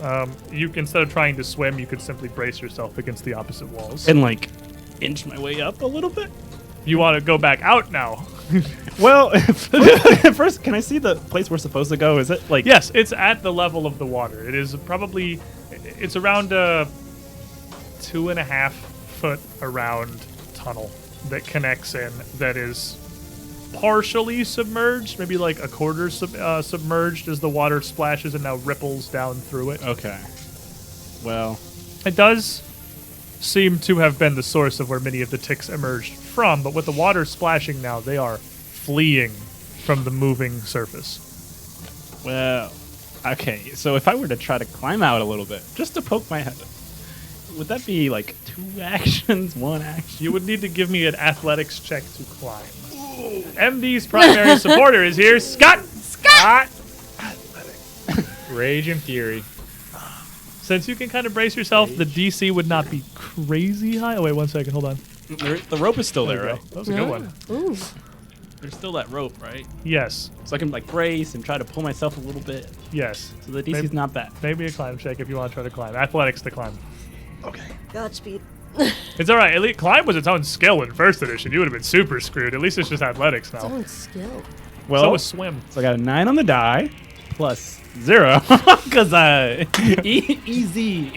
You cannot Try to brace yourself Manual and labor? pull on the rope. And as you grab the rope to lift yourself from the water, you just pull out more rope. There's nothing bracing it. You hear the winching mechanism spinning up above you as you drop and plunge back into the water. This is my life. Okay, That's This one is your action. own encounter. This all makes sense. I want to imagine it was like the Looney Tunes where he got up to the top, then saw the winch wasn't connected to anything. And then just We all see it. We all see You, the see- winch you going. hear the winch spinning, What do you the think he's clicking doing of the down wood there? as it turns. He's so frantic it starts smoking. Easy, how deep's the well? Not too deep. You are flailing at the top of the water. You don't know. You could check. Look down. The water is certainly dark, but That's scary. you'd have to spend one action with athletics to try to no, my swim favorite to skill. see if you can find if there is a bottom to be easily So accessed. the rope method didn't work. I'm just gonna be that didn't go as planned. I should have jumped over the well. But things down here are pretty swell. If I had a wish, it would be to be just like a fish. Anyways, good luck up there. Don't give up. I didn't hear a bell. That's a courage. And then I'm just gonna try one more time to go up. Just do no rope, no funny business, just a little bit at a time. All right, give me athletics. You're so good at those. He's so good at them. 19 plus 0. 19 will do it. Okay. 19 will let you start to inch your way, and the well is only 10 feet. So with one action of effort, you can move like the 4 feet up that you need to move to reach the top of the well. And the group you can see easy, just like arms spread, braced inside this well, trying to climb back up to the swarm. You had 2 turns. One was spent to get down the well. The second immediate turn following it, spent to get out of the well. Trey. I'm going to move over into the hallway, trying to keep myself within reach of the swarm and keep myself out of reach of the swarm. You have some space to work with. And then from here, conveniently, the swarm is all right in front of me. So, like, 15 rapid just kind of pokes, functionally 2 attacks, but just kind of skewering generally through where I can. He's making a tick kebab. Now Yeah. it is. That's a 19 on the die. Ooh, might. So I'm going to say that probably a 39 will... That'll crit. Yeah. Absolutely, that'll crit. It's going to stay clumsy forever. Perpetual clumsitude. 6 and 5 is 11, plus 7, 18, 19, 38. This is the Trey show. 38's gonna be enough to Yes. scatter the swarm. Honestly, it's just Yes. it's just Thanks for a hanging horde around. of relatively large but mundane ticks, and they are again not attacking intelligently, not attacking out of malice. They were startled, sensed food, and seized an opportunity. But with these strikes, the swarm of ticks continues, blanketing up around the walls of this well that leads up all the way to the surface of Iris Hill above, to the center of that main garden in its middle. Many of them divert off into small holes, into crevices unseen above. As Easy reaches the top of the well here, You all took care of it. Good job. most of the ticks fleeing before his might, unwilling to continue the battle as he appears on the field. So when we get out of here, we're dropping as much alchemist fire as we can down this well. I thought we were burning the whole estate Absolutely soaking wet from plunging into the cool waters I at did the some base recon. of the well. down. It's sweat. He's working really hard. That climb was real rigorous. How's the little tunnel look down there? It's the way is clear. It's we just gotta go forward. We're gonna take our midstream. We're gonna stand up, stretch our legs, make sure we've removed the last of the ticks from ourselves here. Always check Got one yourself for behind your ticks. ear. Always check for ticks. It's going to be about 10 minutes, so feel free to get yourself some snacks, refill your drinks, stay hydrated, friends. That's important. Thank you to everybody supporting us now through our new coffee system here and bearing with us as we work out some of the kinks. Saw a couple of you have joined the membership over there during the stream as well. You're going to get a lot of funny post-show content there in the future. That coffee that links to, now the platform that gives out the hero points, the wheels, the woes, whatever you want to do to support the channel down below, is the same platform that has our $5 membership now that gives you access to all of our extra content for not just Strange Aeons, but each of the shows we do here at the Undeniably Good Time. Thank you all for being here, for hanging out. Even those of you just lurking and watching, your support as much as anyone else. We'll be back real soon. Don't go too far. Welcome back, everybody. As we left off, we were following the advice of Weiralai, this strange traveler from the plane of Leng, who we have no real reason to trust. Certainly doesn't have our best interests at heart, but seems to be strangely amicable. Forthcoming, explaining a great amount of our situation and sating many of our curiosities. We headed out towards the source of the well water for Lau's estate, finding a swarm of the overgrown, bloated ticks we've spotted throughout the mansion, and pushing past them to get down into the cistern of the well itself and find this cavern Weiralai told us existed. As each of you, one after the other, descend into the well now without the threat of panic, the first of you, Trey, I imagine, dropping down, his feet reaching earth, as the well is only like 4 feet deep, but Easy was panicking the whole time. The only person When you who see has- someone panicking and flailing, and you walk up to them like, "What are you doing?" just like stand up. Like that's I'm drowning. the only one not deep enough to stand on her tiny little toes is Cammy. Yes. But then that becomes an advantage as she squeezes through this very small, narrow passage, barely wide enough for those of you with heavier armor to even fit the bulk of your cuirass and your pauldrons through.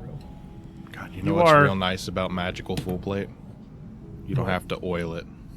You are not even crawling on your hands and knees so much as you are almost just worming your way through the wet, fetid dark. And as you traverse this dangerous and unsettling path, we'll start over here this time and go around. Who do we have? I'm Marcus. I play Marius, the Dwarf Ranger, who, for all intents and purposes, is also a ghoul. Perfectly. Oh, also, I meant to say earlier, my last reroll during that combat was actually from Type 1337. Hey, type lead, I thank you. said that different name by accident. I am sorry. I'm Colby, and I am playing MD, the full-blooded orc who, for all intents and purposes, is a rogue. So we are bit today? All right. Howdy, I'm Derp. With I technically, for all intents and purposes, have a full head of hair. Now you can't I'm just a- come out and tell lies. No, I'm a hobgoblin with a full head of hair. The picture says so. Picture does say so. Frontline fighter, full plate, Totally yours, spearman. too. Has hair because of this one. I'm Sully. I play Cammy, the itty bitty gnomish witch, who, for all intents and purposes, no longer believes that everything here is her fault. Is looking that way for quite a while. I'm Kevin. I play EZ, an average bard who, for all intents and purposes, is brave and courageous. He always wins. He always is the funniest. It's a natural. I thought I charisma. was going to be funny by copying him. I am AJ, Swedish, your GM here to guide you through this nightmare as the group of you, after about 30, 40 feet of a passage that feels like it could go on forever. I'm disappointed you dropped For the all bag. intents and purposes, could go on forever. For all intents and purposes, There go you on go. forever. Find a fork. The tunnel Wow. continues. The water difficult to avoid as you all worm through it, emerging dirty and soaked into an attached cavern. This cave looking wholly natural. Like it had just intersected this small waterway by chance. It is a very plain cave of largely unworked stone. Its floor far from flat, but workable enough to stand upon. Stalactites and stalagmites growing up like teeth around its outskirts. The cavern maybe 20 feet wide, half that as tall, extending back near towards the natural edge of your light, where you can see two shapes protruding from the floor. Objects that look like cylindrical, fleshy growths just emerging from the stone and anchored into it at the far side of the cavern. I'm gonna go take a look. Nothing ever good comes when the thing looks fleshy. I'll look at it through my new magnifying glass. As you approach, these two tumors upon the floor are motionless. Their purpose, their origin, completely, wholly unclear. They're about 4 feet high, each of them. The pair emerging near the center of the cavern, away from the stalagmites and the walls, with no purpose and nothing to greet you as you approach.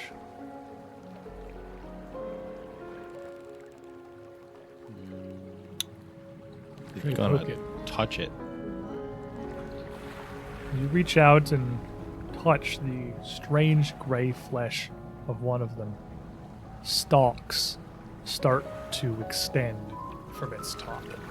This flat cylinder grows out almost like a starfish.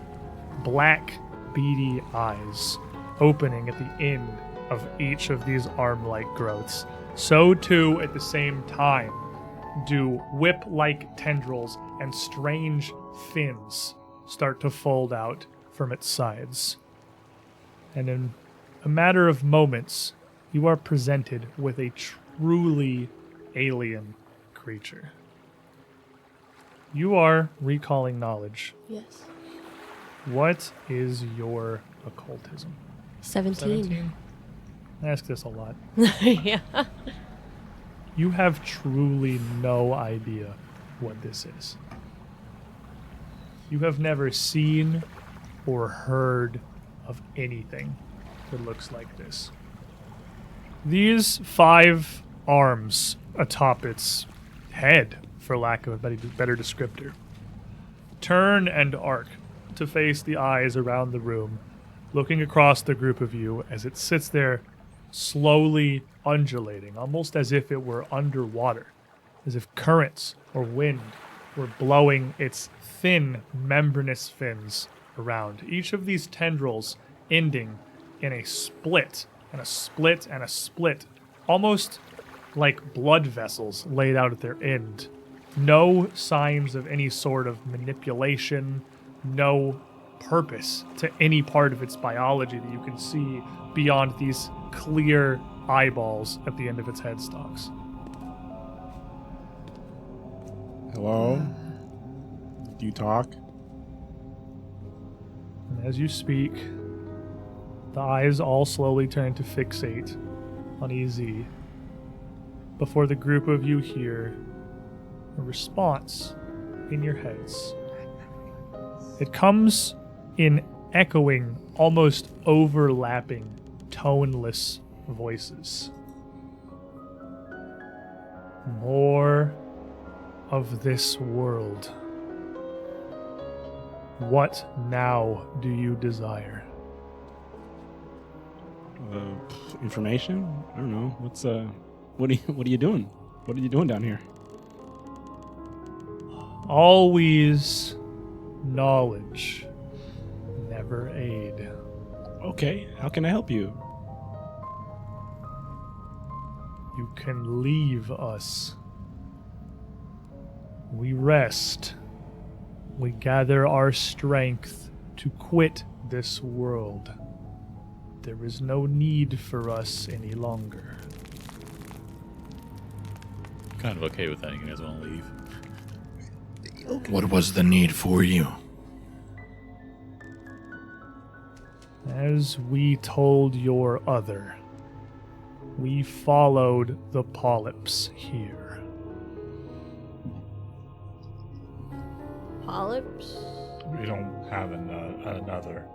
Yeah, we're not with these people. It's just us.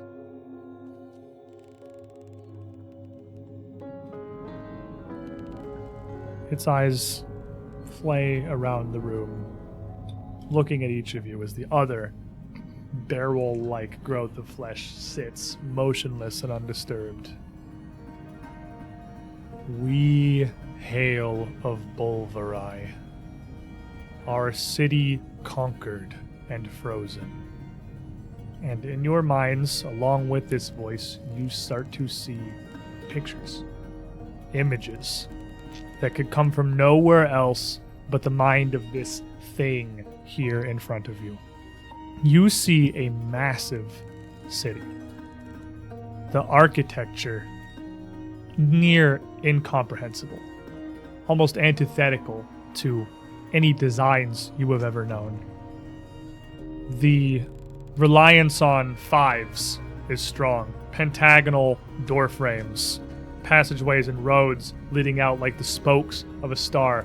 No rectangular buildings in sight, and near its center, a massive, sleek, black pyramid of 5 sides emerges, reaching towards the sky.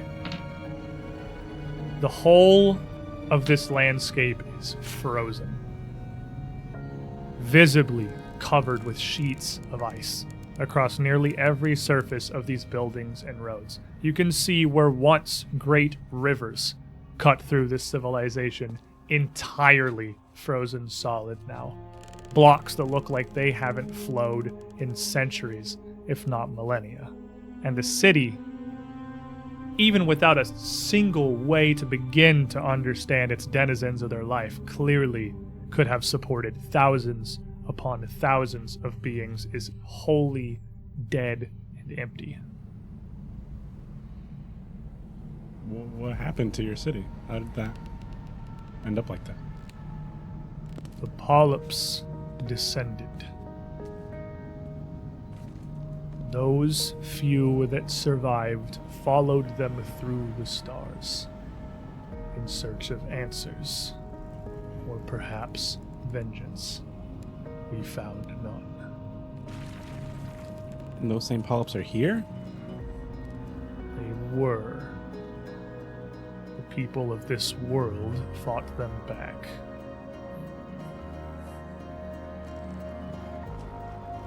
Do you not know the history of your own world? We don't know a lot of things. Our memories are sold off. Even if we did, we don't remember. Then what is there to be gained in answering questions? Knowledge. I don't think there's anything we can get from these guys. Well, it's at least worth warning you. Someone above is trying to commit a ritual that will move everything and everyone here to somewhere else. The same fate that befell my home. Right then. Well, You might want Followed to. the polyps here. Saw them erect the same stones. Saw them commit the same work before they were stopped. The polyps, like the stellae? Or are you familiar? What did the polyps look like? Description and prose are not my strengths. He's I am a being of science. I study time.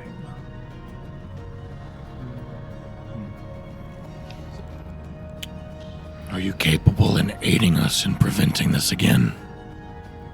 Even were I have no desire to. No meaning. This world fought back the polyps already. Something mine could not.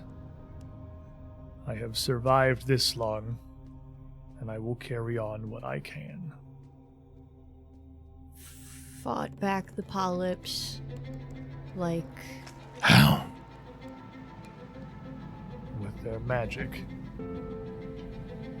Those that walked this world when we arrived were not like you. They were serpentine. Their spellcraft and their wills far stronger than what I've seen since I've awoken now. They had the force to protect this world. If you do not, it is no fault of ours. right. This is annoying. Are you saying the polyps created those stellae, those markers in the ground? If this ritual connects us with them, could that bring them back, those polyps? You ask for wild conjecture. To what end? Knowledge again. These stones they erect allow them to steal entire worlds away, to bring them back to reinforce their own home. It is what they do. They are a scourge. Once again, a different answer.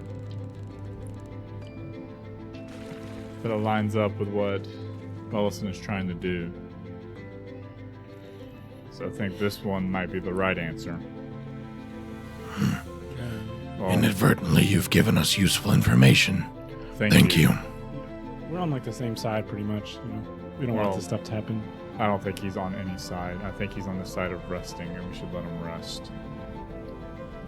I simply seek to gather my strength until I can return to the stars. Where I will go next, I know not. Perhaps I will return to where Weiralai once stood. But more likely, I will seek the polyp's current prey, pursue them further, and do what I can.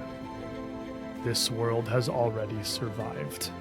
There is no need for us to be here. Right. Okay. Well then, Leave him to it, I suppose. Yeah, good luck. sure, keep surviving. Good night. Safe travels.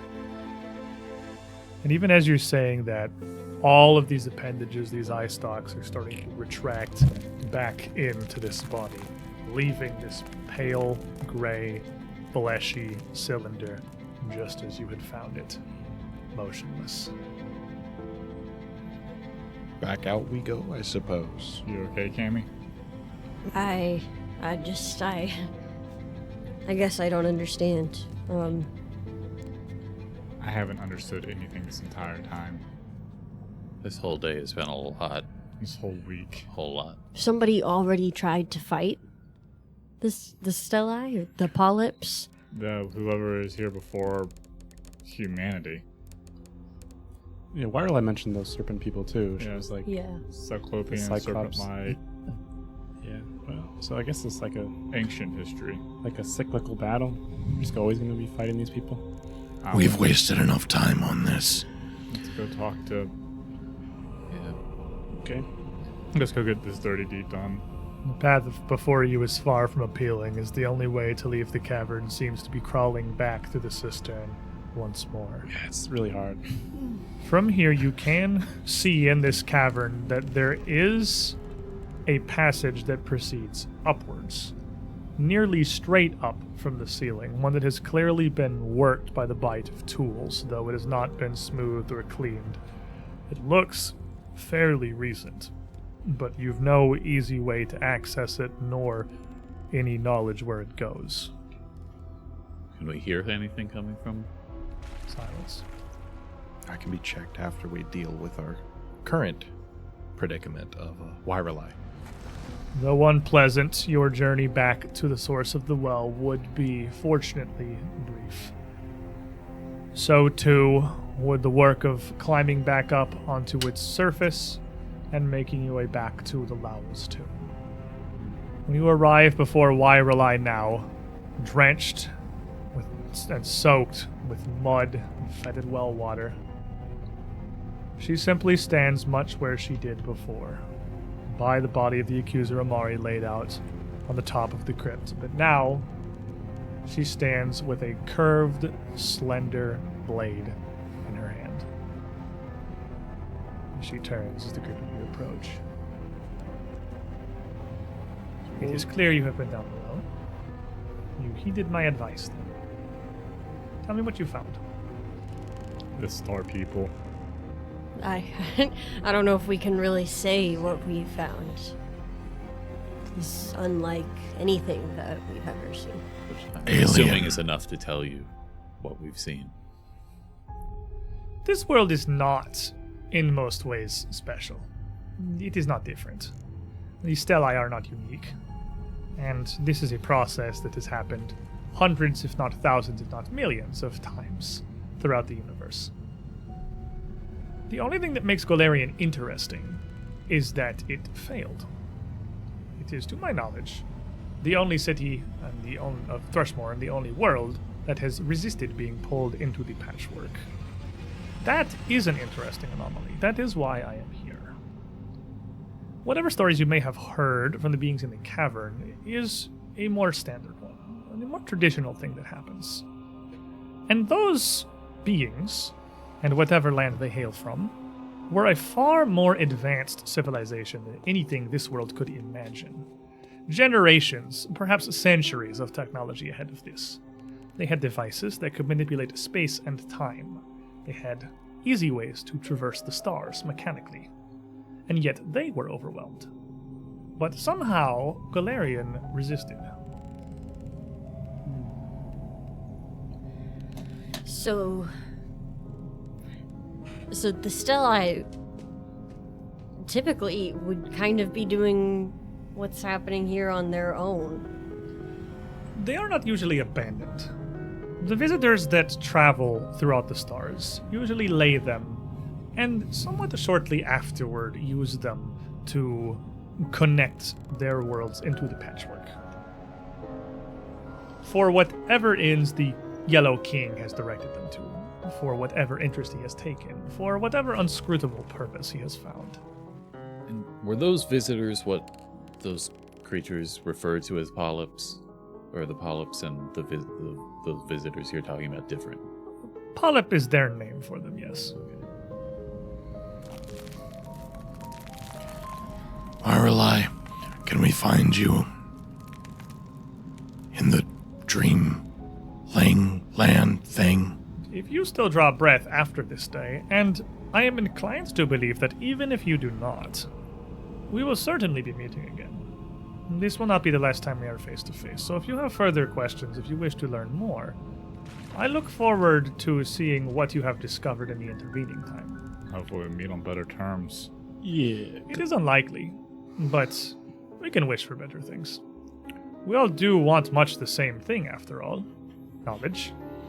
You wish for your memories and more information about what has happened and why, and I wish for, admittedly, much grander understandings.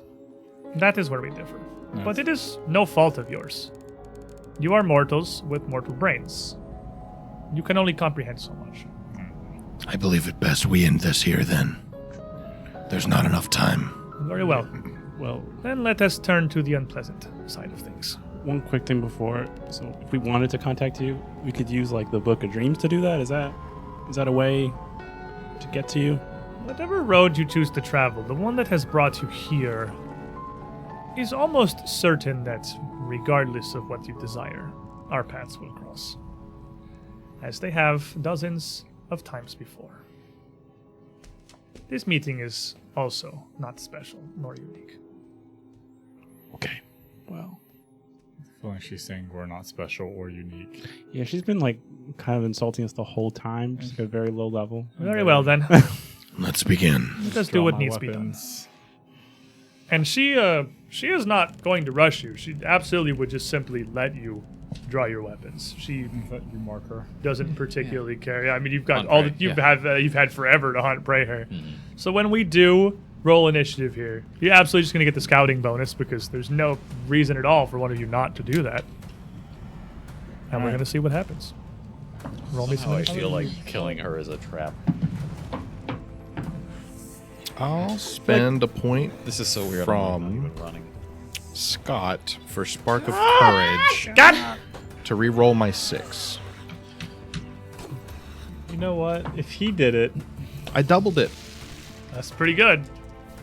MD is actually focused, like, gauging the whole thing. So I'm going to use a Rage and Fury from Scott to re-roll my 6. Scott. To re-roll my 6 to a 12. He also doubled it. Hey, we Ooh, did the same double. thing. Yeah. What with 6 to 12? For a total of a 26. Okay, well, we'll start with you. 26. 27. 27. 20. Marius, I got a 3 on the die, so with that bonus is a dirty 20. 30-20. We'll take it. Easy. I got 9 plus 13. That's 19. Cammy, 16 on the die, 30. who wants to go first? Oh, you got 30, not 20. You're up here. Trey. Close I have enough. a 26. Oh, what'd you get, MD? 27. 27. Okay, so you're Oh, I guess He 31. gets You scouting, get I the don't. bonus. Huh? 31. 22. Because I don't know how to do math, and I forgot the bonus. Weiralai Excellent. is also going to get a 27, Ooh. which winning ties is going to put her right She can defer. there. She could defer. She could will do- not. She's heavily generous. She's a nice lady. I So- feel like she would. Cammy, you would be the first to enter. Well, Get all you guys put on the map. this is sad, you know? She seems like a lovely sort of lady. Well, she sided with Nelson. She's been the nicest that we've had so far, but, you know, So I'm not gonna do anything too fancy because I think that Cammy just kind of reluctantly starts to ready herself. I'm going to look ahead to Trey, focusing in on him, giving him Stoke the Heart. And then I'm gonna straighten out my overalls and get ready to go and Forbidding Ward myself. No. Yes, Cammy just readies herself and just says, I'm sorry that this is the way that it's going. Why do you apologize? There is nothing personal in this. On both sides, it is simply business that must be done. And the blade, this curved, very slender kukri in one hand. She raises up her other hand and looks across the two of you in the front before deciding upon... Are either of you hurt at all? Yes. I didn't get touched. Deciding upon MD then, already injured as you are. And she throws her hand up, and you immediately feel daggers in your mind. Make me a will save. Oh, I'm good at these. Is that any manipulation? It is casting a spell, yep. She's gonna get Well, poked yeah, at let's it. actually see this first. 17 on the die. So that's gonna be a 36. 36 will hit. A boop. A little bop. It'll hit? Well, yeah, she's not flat-footed or Not anything. flat-footed. Oh, okay, that's right. So that's gonna be 20 damage. Okie dokie. That's a pretty serious bop, honestly. Yeah, your spear connects pretty soundly. And then how's that will save? I rolled a 4 on the die, plus 12. That's a total of a 16. That's gonna critically fail. Your bones are gonna be gone. Is it an incapacitation effect? It is not, no. Okay. Is It's it a auditory? I'm sorry to ask. You are immediately going to be overwhelmed with a nauseating pain. This intrusion into your mind is agonizing to the point where you are sickened too from the effect. And you are also going to take... She casts nauseating agony.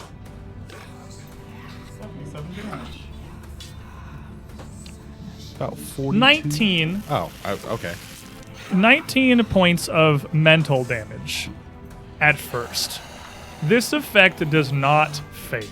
You feel this continuing to stab and rack at you, and you will continue to take it as persistent damage in ensuing turns. And then, she's going to pull her hand back and just snap, and you will see a shimmering barrier of yellow energy manifest around her. We all do what must be done. MD. I step forward in front of Trey. Look her in the eye. I'm gonna use the action to retch. Like try to get. I feel not like when you feel sick and you feel like throwing up will make you feel better because sickened too, or being sickened lets you take an action to try to reduce it. We're gonna try to do that. Okay. Because I don't like the penalties to being sickened. So fortitude save against the DC of the effect that made me sick. So it's now you basically fortitude saving against the same spell. Remind us, what is being A sick? 19. Oh, I can read it for you. Good question, Marcus. What does sicken do? Sickened means you take a status penalty equal to your sickened value to all your checks and DCs. Battle You cry. can't willingly ingest anything, including potions. So you're taking like a -2 to everything, including this fortitude save. So I rolled right a now. 19 on the die. That's pretty good. -2 plus 12 is so plus 10, so 29. 29 will succeed, which reduces the condition to sickened 1. Yep.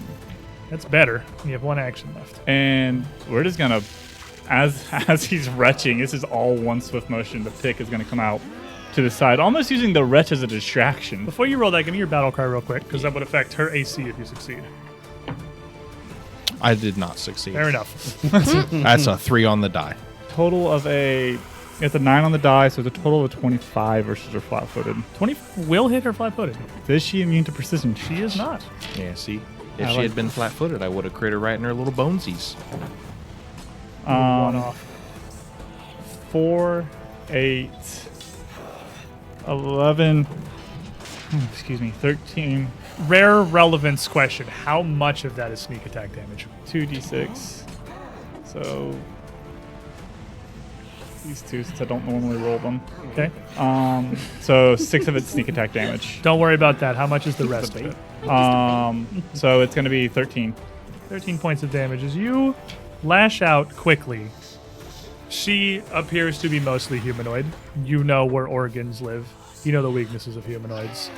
You strike what should be a vital spot, and you find nothing but flesh. She's not immune to precision damage, but she is very resistant to it. It's better than being immune. It's a very rare resistance. It is a super rare It's just resistance. like- Precision damage. It's like the immunity to precision damage is rare, except for everything we fought. Yeah, it's mostly just like swarms Well, and incorporeal. It's been a lot of those, but- aberrations. Anyways, Some that's step, Yep. Wretch. retch, swing. At the end of your turn, these needles in your mind are going to do an additional 9 points of mental damage to you. You do not get a flat check to overcome this. My brain hurts. Trey. I'm gonna pretty much copy what MD did, except much less retching. Step, just to get into adjacency range, so that I can Get up reach close. out and give her a little grab. Okay, fair enough. And that is a 24. 24. As you reach out to grab her, she will twist away in an odd reaction from MD's strike, a motion in a direction you didn't expect. That's just barely not going to catch her. Well, you know what that lets me do now? Impress. Combat grab. The first grab is just to say hi. I said, come here. 19 on the die. I'll probably do it. So 34 to her flat-footed. That will regular hit. You're the one off. You're Yelp. 3. That's 3 consecutive Imagine one-offs. if Easy went first. 3 consecutive one-offs. One off on the AOO, one off on the grab, one off critting the combat grab. Same damage, 20. Okay. Nice. Bop. Nice, dude. And you get a hold of her as she takes She's now combat that grab. hit, and she's combat grab. That's the one that that's not the one she can step away from. She's actually grabbed. She's grabbed Okay. for free, basically. Marius. All right. Going into this, it kind of like Easy said, it almost felt, or she said it almost feels like business, just kind of like, well, we've got to go into this fight. But kind of seeing the way she's fighting back already, it's going to still feel a little bit more serious now. So, arrows. That's And she's flat-footed to you. She's grabbed. She's flat-footed, flat-footed. 20. Completely forgot how to do math there for a second. 24. The greatest weakness of Pathfinder players. 24 is not quite going to do it. All right. The first arrow shooting through the tomb, clattering off the stone walls behind the Do fight. it again. Okay, that's a 16 plus 13 for 29. 29 will absolutely connect, though. All right, and 9, 12. Okay. We're looking for 26s. That's a 17 plus 11, so 28. That'll hit, too. 5, 8. Plink, plink, plink. Solid series of hits. Last one misses, so the 5. And the group of you piling together, dog Pull out a piling Gallon on gun. Weiralai Crank, here. crank, crank, crank, crank, crank. I pull F4 at the same time. The 5 of you descending upon her before she can do much more than cast a simple spell. She appears to be very quickly being beaten down. She even claimed she did not imagine she could beat you. And it does not look like she will be wrong. Easy. Okay. Well, I'm sorry we have to fight because you were honestly quite polite. Although you were a little bit condescending, but that gift you gave is really helping with this whole relationship mending. So sorry, but we have to smite. And then that's a little bit of courage. And even if she takes these hits, these couple of arrows, and she hisses in pain, keep that close. It will provide better answers for you than I ever could hear. Okay. Even as she's still twicking her kukri to lash out and strike back, as Trey's grabbing her and she's taking arrows, she still seems calm, conversational, even if she's clearly in a lot of pain. This is a very Same. Jeez. very calm fight. Okay, well, as part of that, I'm just gonna get like one of the headstones from the nearby tombs and just throw it at her. Let that girl. Throw it. Sorry. Just oops. I have to do this. Okay. Well, that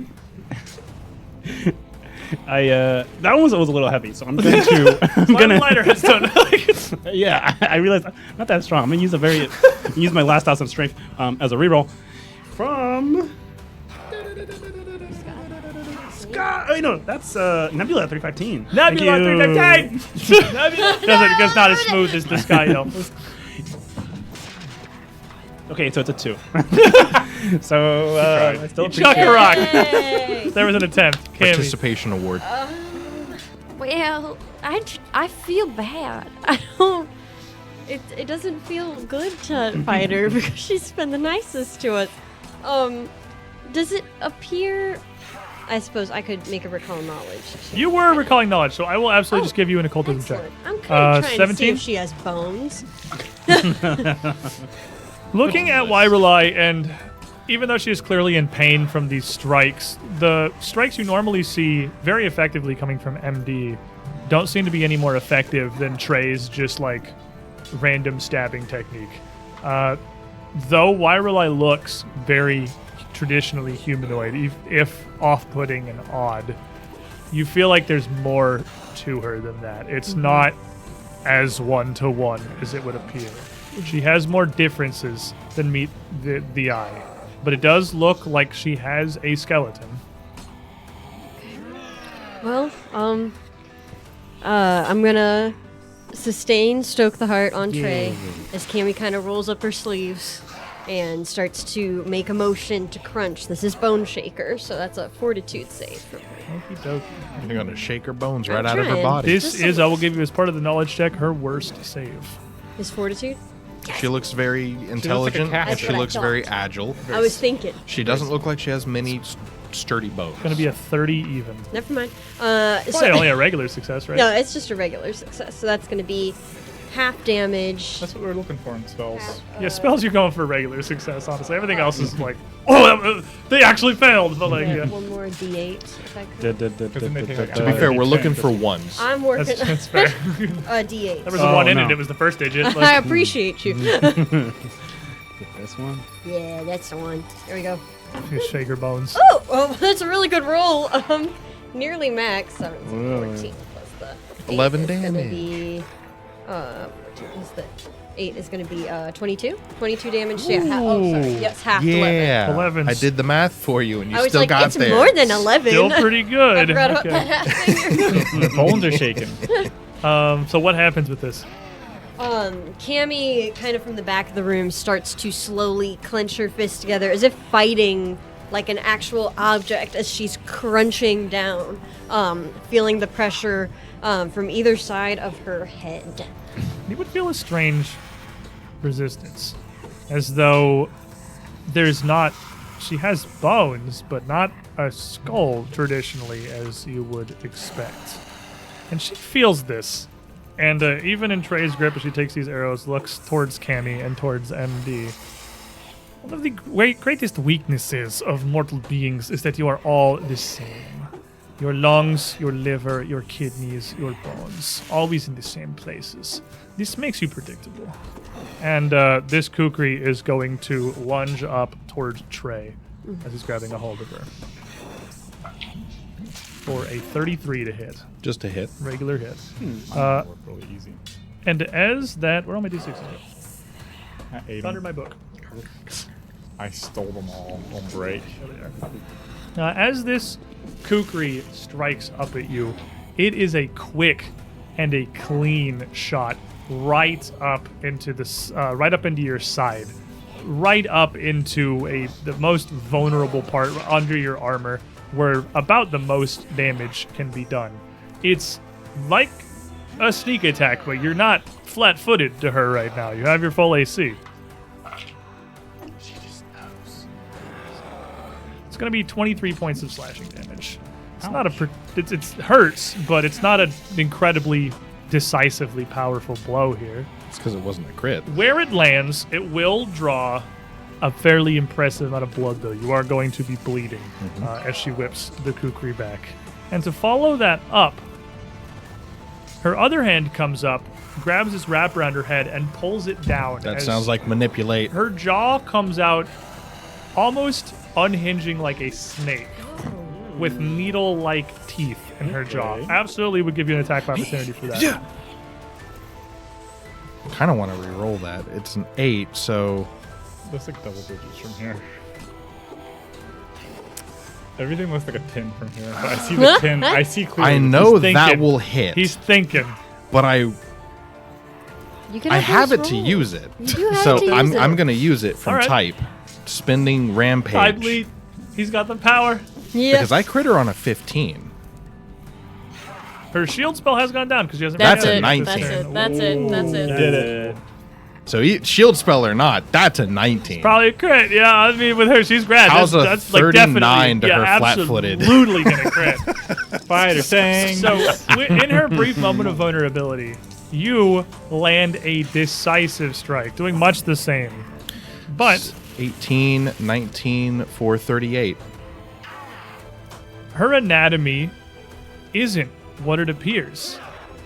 She is resistant to critical hits. Oh. So Not a that's gonna do surprise. She's got all the weird substantially resistances. less damage.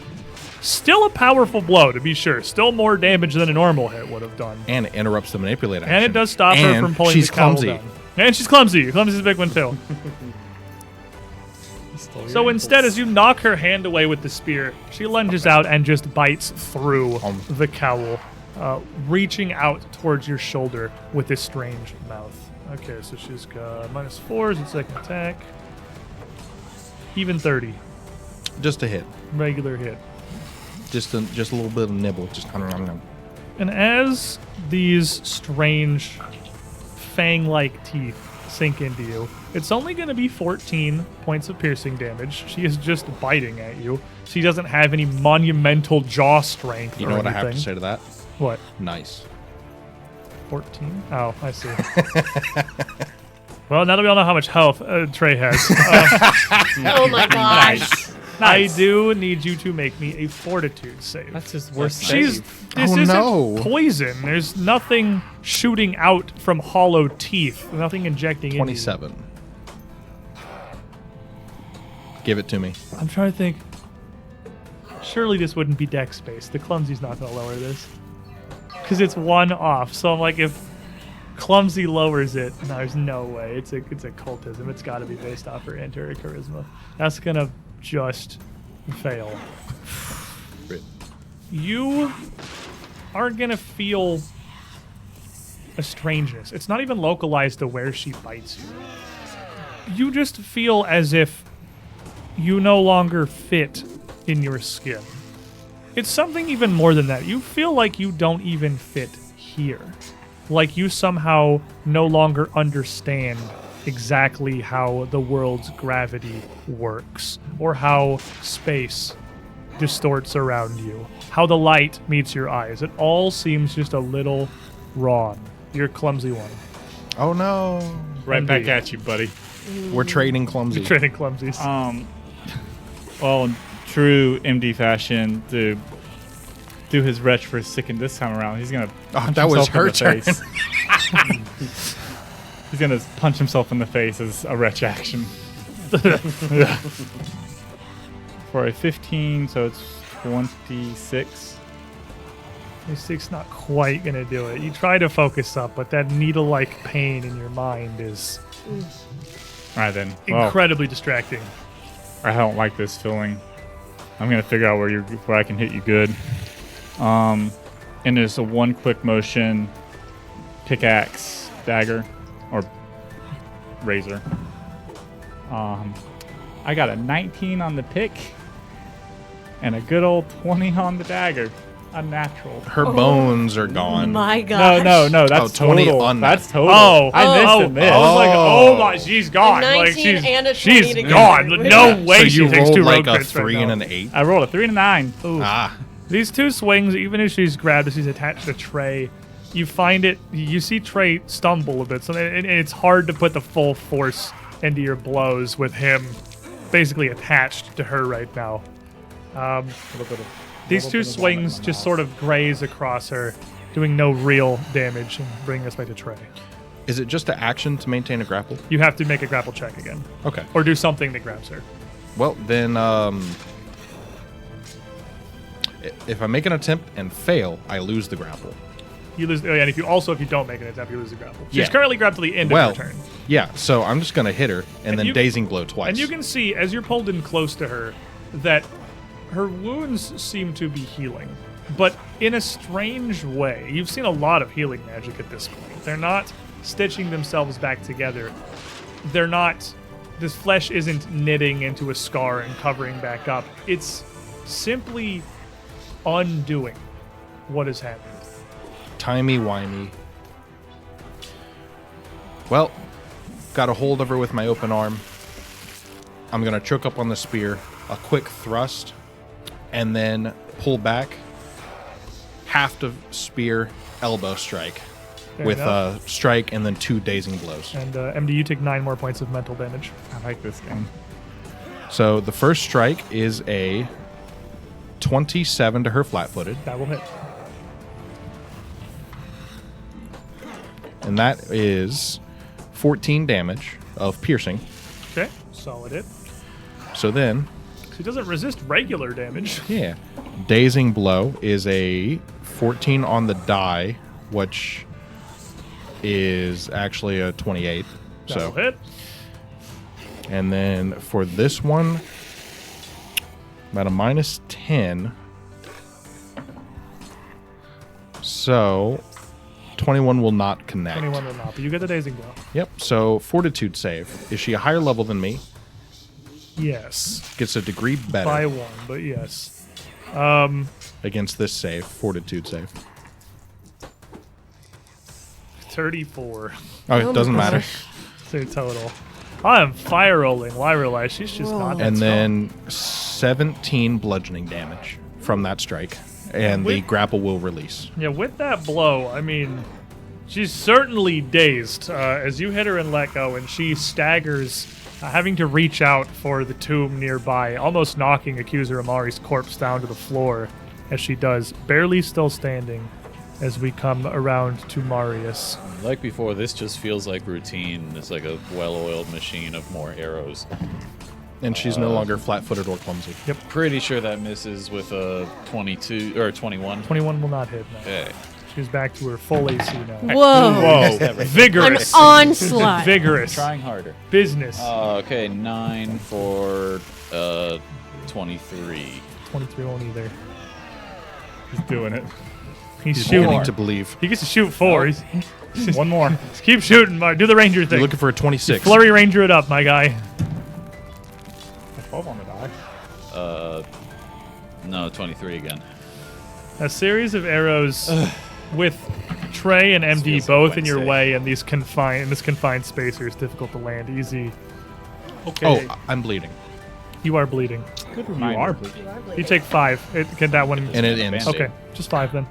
Okay, well, He's better. Flex as it close. okay, well, a fight in a tomb. That's a duel in such a fitting room. You're a bit weird, but but nothing to be feared. It's time to meet your doom. And that's courage. That's courage. Who's being That's more courageous than most courages. Yeah. And watch out for that tombstone. So little more damage. You know what Easy's favorite movie is? Tombstone. Tombstone. 17 What's your plus. favorite type of frozen pizza? 15 is Oh, it's right 32. 32. That absolutely hits. You did it. 33. Come on. Dude's dude. going to the head. Bonk. Damage. Let's see how much that does. That's 4 of these. Can I get 2? 2 what? He's rolling Oh, dice yeah, like yeah, I yeah. am. He's got mini dice. Hooray for spells. We're going to have to break the Yay. tablets out here soon. Chapter 3, we're going to have to go back to the tablets, I think. Oh, yeah. The dice are going to start getting large in number. Yeah, we brought them out. I haven't used it yet, but we have them now. I like rolling my sneak attack. I like dice. 13 I plus gotta roll 4, the die. 17. She just gets bopped in the head. I don't know where her organs are, but a big If piece you of hit- stone in the head. What Come happens on. to her? What a way to go out! What happens? She gets put to her? rest. Just by getting rock. hit over the head with a tombstone? Yeah, just splat on the wall. Just poetic. This tombstone hits, and you all hear a wet crunch Wow. as it bashes her against the wall, and her body drops to the ground. Immediately, you see her start to dissolve. Oh, no. Her body melting away, not into a slop or an ooze upon the ground, but simply into nothing. As she sinks, Train MD still standing over her. I did not expect to best you here. This is your realm, not mine. And you have the advantage of numbers. I am curious to see how your story ends, too.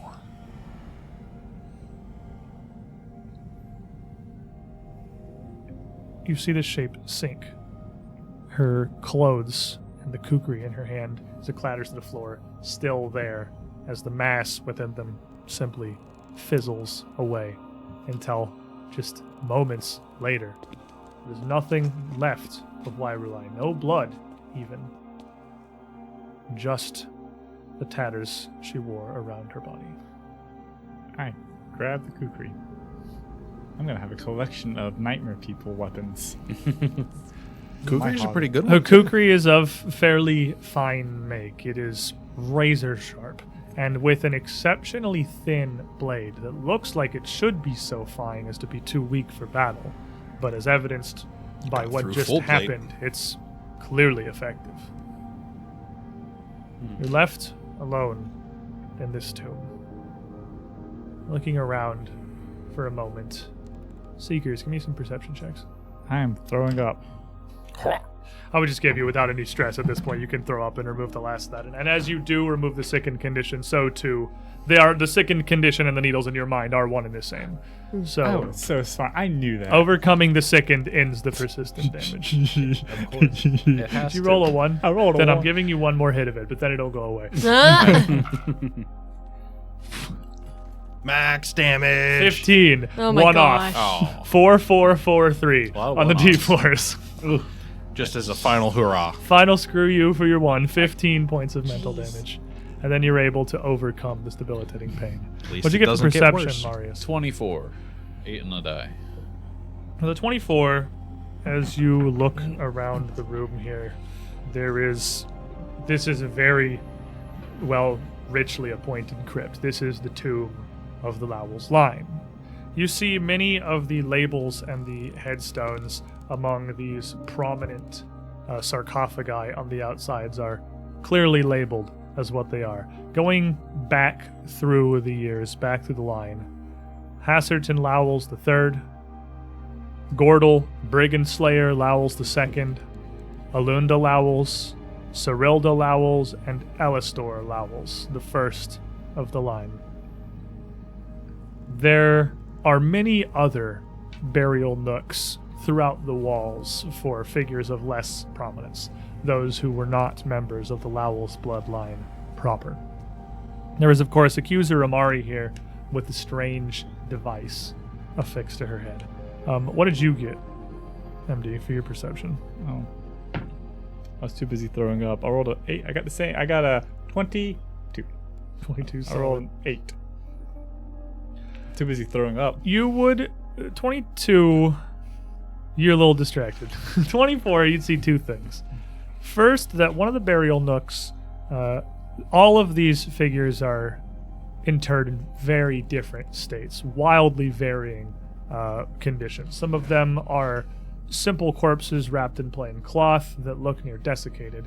Some are mummified, some interred with more traditional finery, Pharasman veils. One even in what looks like a set of full plate, with a sword laying next to him, that here in the weak light of your magic in the tomb is actually visibly glowing a pale purple.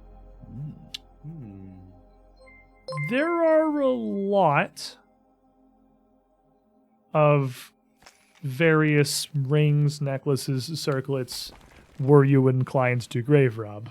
But the other primary thing that you notice, when first we came in this room last week, I described a very large 7-foot-high relief of Pharasma's face on the southern wall of the crypt. There is a fine seam around the outside of it. It is not affixed to the wall.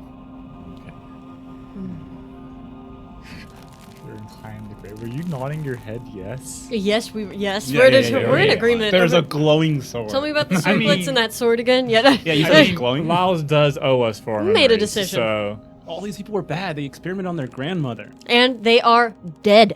Yeah, they're Oops, dead, bad people. Sorry. just don't tell. Now, what does this We're sword about to go look into like? a pivotal battle, and we're not going to Yeah, take what's- everything we can. Yeah. You If get to you- carry it. None of I'll these- carry the sword, are you kidding? circlets I and- don't- the circlets, the necklaces, the rings that you see amongst the corpses here, those that look like they would be worth taking, are quite fine. Jewelry spanning generations of Thrushmore's history, easily hundreds of gold worth of mundane jewelry. The glowing sword, you gremlins, Yeah. How many Mortalis coins is 100 gold? 5. Nice. hundreds of gold. So I don't have to find this later. 400 gold worth of jewelry. So that's you 20 would Mortalis find. coins. We gotta talk to our 400 more accountant. gold. The We have a sword deposit. glowing could not be more obvious of its magical nature. And given the Somebody just smeared it with glow juice. relative simplicity of most of its enchantments, I would give you as fairly easy to unravel, especially because they're not runes you haven't seen before. Oh, The body interred with this is Fasimar Lowels, who was a Mendevian crusader who used this sword to fight demons at the World Wound to protect Ustalav and Mendev and all the rest of the surrounding nations. This sword was imbued with a particularly powerful enchantment. It is a +2 striking longsword. And it glows with the power of a light spell at all times. This purple emanation. so it's like a light Constant. saber? You could call it as such. Okay. So it's not heavy either if it's light. It weighs whatever a longsword weighs. One bulk. One bulk, probably. Yeah.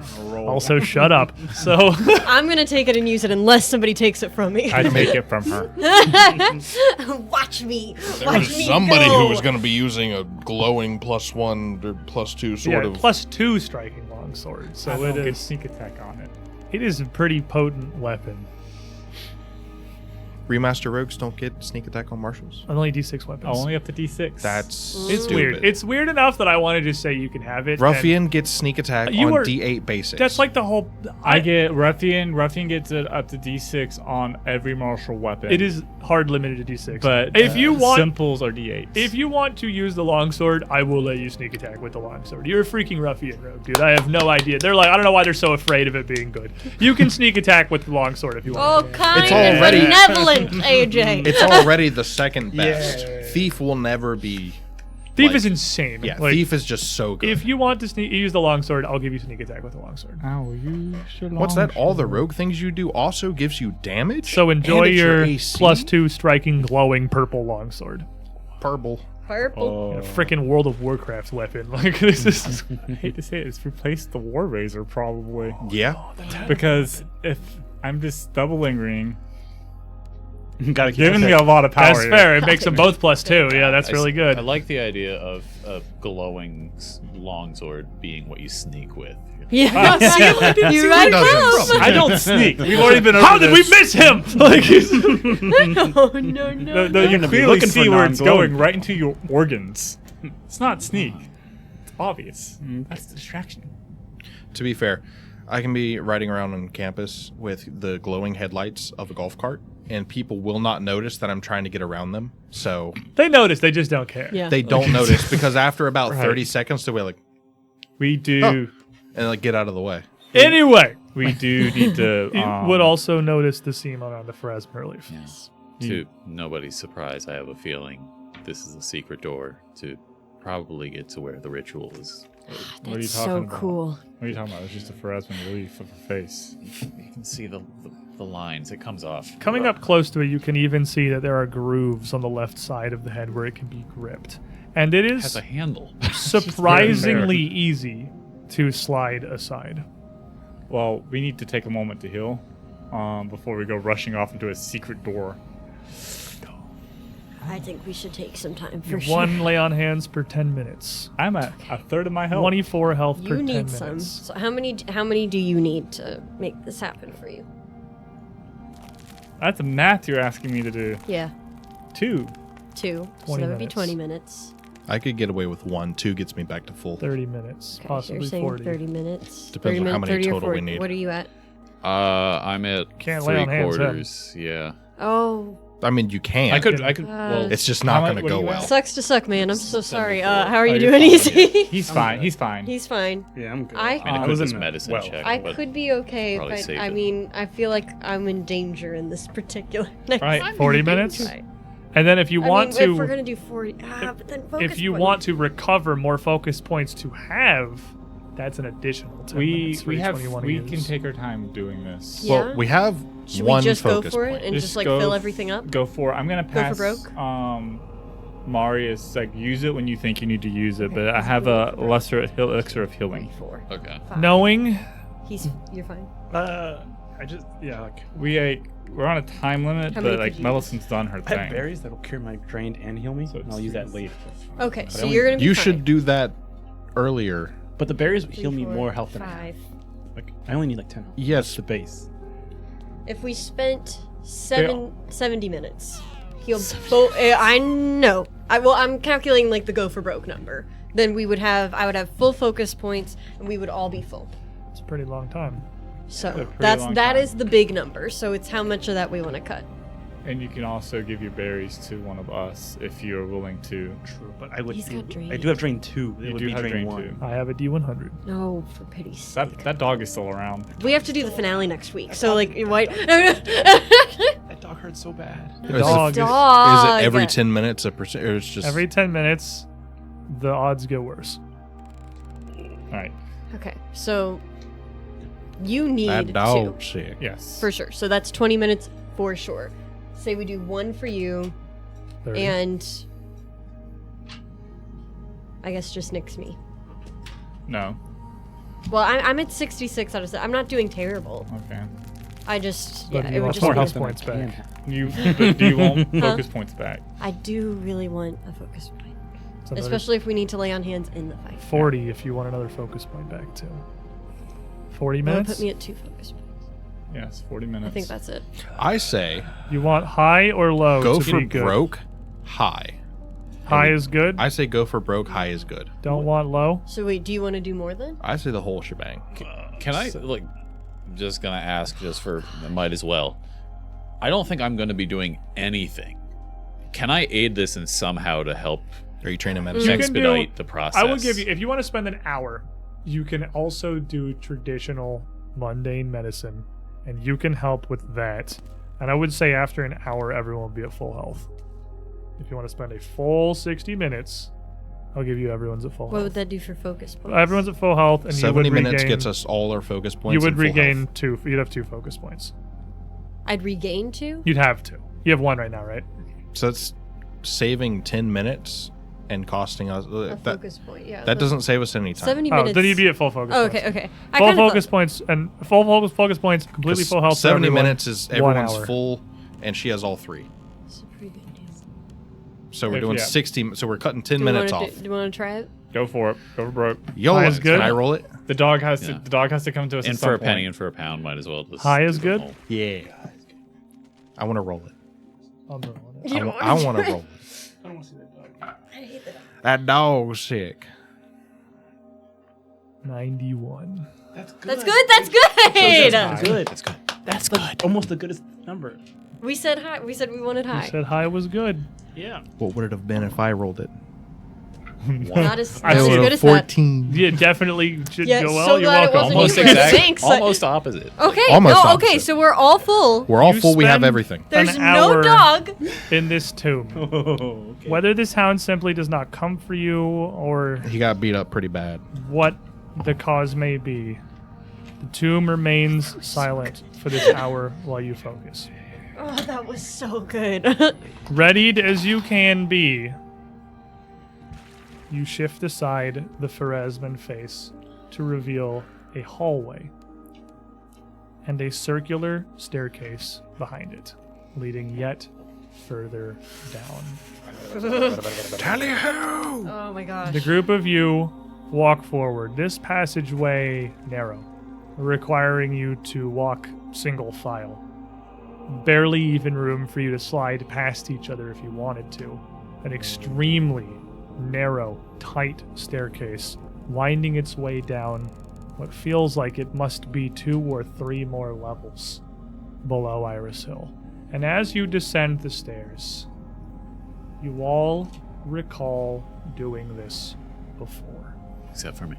Except you. Obviously, it's the Royal Hall. If he recalled it, something's wrong. He was here the whole time. The 4 of you He was an initiate. see yourselves walking down these stairs in these hooded cloaks. You don't know who's in front of you or who's behind you, but the sounds of dozens of footsteps echo through this stone stairwell. A single file, you work your way down the winding path to the bottom, where finally, this lets out into a passageway. The group of you, surrounded by the other members of your cult, walk out into a wide, smooth stone hallway where it forks 2 directions. Your group turns right, leading towards a circular chamber with a large, vaulted ceiling. A room the 4 of you have seen in visions before. On a platform in its center of natural bedrock, a black stone monolith sits, glyphs atop its flat surfaces, glowing with a pale yellow light. Blood from an unknown number of previous rituals and sacrifices stains the floor in front of it. As each of you round this corner towards the Stella chamber, you look behind you, the other way, to a massive chamber that looks almost like the courtyard of a palace. A truly huge, squared area with rows of carved round columns supporting a ceiling 30 feet above. The floor, a tile mosaic of spiraling yellow designs emanating out from its center, where a fountain, a basin, sits built into the chamber. A smell comes out, a faint odor of chrysanthemums, flowery and sweet. You can visibly see vapor rising up from the surface of the water here, up towards the ceiling. And on the dome of that massive chamber, you can see an image of a city with strange minarets, towers, a skyscape that doesn't look entirely human, but just odd. Between the vapor and the flickering light of the torches illuminating the area, the image almost seems to move gently. At the far end of that massive space is a marble throne sitting on a semicircular dais. Behind it's a floor-to-ceiling band of gilded mosaics with an insane urban landscape populated by figures in flowing yellow robes and full-face pallid masks. Even as you remember making your way down here who knows how many times this ritual site, this memory collides with your present as the group of you come out into the same hallway. Looking to your right, seeing a group of hooded figures kneeling, praying, chanting around the glowing black star stela in the central chamber. But now, looking to your left into this huge courtyard, you see no vapor, you smell no flowers, and it is not empty. Melisson, Elkaro, and Risi Naragon stand in front of this basin. Risi, rapier and blade in hand, standing in front of Melisson, who simply stands there with her hands folded, watching the group of you enter the chamber. And it is there that we will end today's episode. Next week, we will be meeting for the same thing we did with the first season. We are going to have a bit of a retrospective. We're going to gather around. We're going to talk about the season, about Strange Aeons so far, the things we've seen and learned. It's going to be a bit like a post-show for everybody with a much wider scope of the campaign. The 17th, the week after, you're going to find us right here, the same place, for the finale of Strange Aeons Chapter 2. We're here. And we are alive. And we are alive. Target acquired. They're red because they're going to die. One of them. I'm excited. One of them. Oh, I'm going to make it 2 weeks for this. We've waited this long. We've waited this long. We can make it 2 more. We have so many questions. But good news. There's going to be a lot of Pathfinder and Starfinder content before then. Starting with tomorrow. Sunday, we've got Abomination Vaults now. And if you haven't joined in on that adventure with this idiot, I am a knoll. who is and doing I was allowed to do dog that. stuff, and Arcadis, who you can't really see, but he is also playing in that one. He gets to be over there now. He's a medicine man. Abomination Vaults. We apparently have a type here at the UGT show, which is just kind of eldritch, weirdly spooky campaigns. It is the descent into the depths of the dungeons beneath an ancient lighthouse known as the Godlights. We just hit level 4. And they just hit level 4, finding all of the spooky stuff down there. That's tomorrow at 4 p.m. Eastern, whatever time that is in your time zone, Pacific, and everything else. So it starts an hour later than this one does. 1 p.m. Pacific. 1 p.m. Pacific, right? It's -3. Check that out. It's got a lot of the Old Age of Ashes cast on there, too. Nick's running it. The giant brain behind Roshin has been given his own show. Greatest decision we've ever made, honestly. Such a good guy. And then our newest show, we got our weekday evening show back. Wednesday evenings, it's 7 p.m.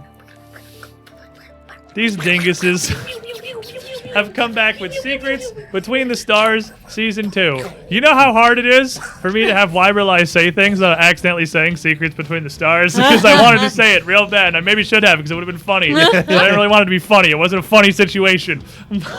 But it's funny. It's space shenanigans. They are unhinged. It definitely hits the comedy We genre. pivot. They're the one show that's managed to pivot away from like the horror-focused, creepy, weird adventure and just be a bunch of idiots in space. If you enjoyed me missing 4 times in a row on The Oh, same thing geez. happens on that show. You'll be once. just right at home. They also have someone who crits just as much as I do. Nobody crits as much as you do. nobody Yeah, crits I Fariston. really think the dice rolls aren't tied to the dice, just the seat. That's Maybe not because, true. I mean, Riley does suffer over there, too. It's Riley entirely possible. Kevin suffers. sits here.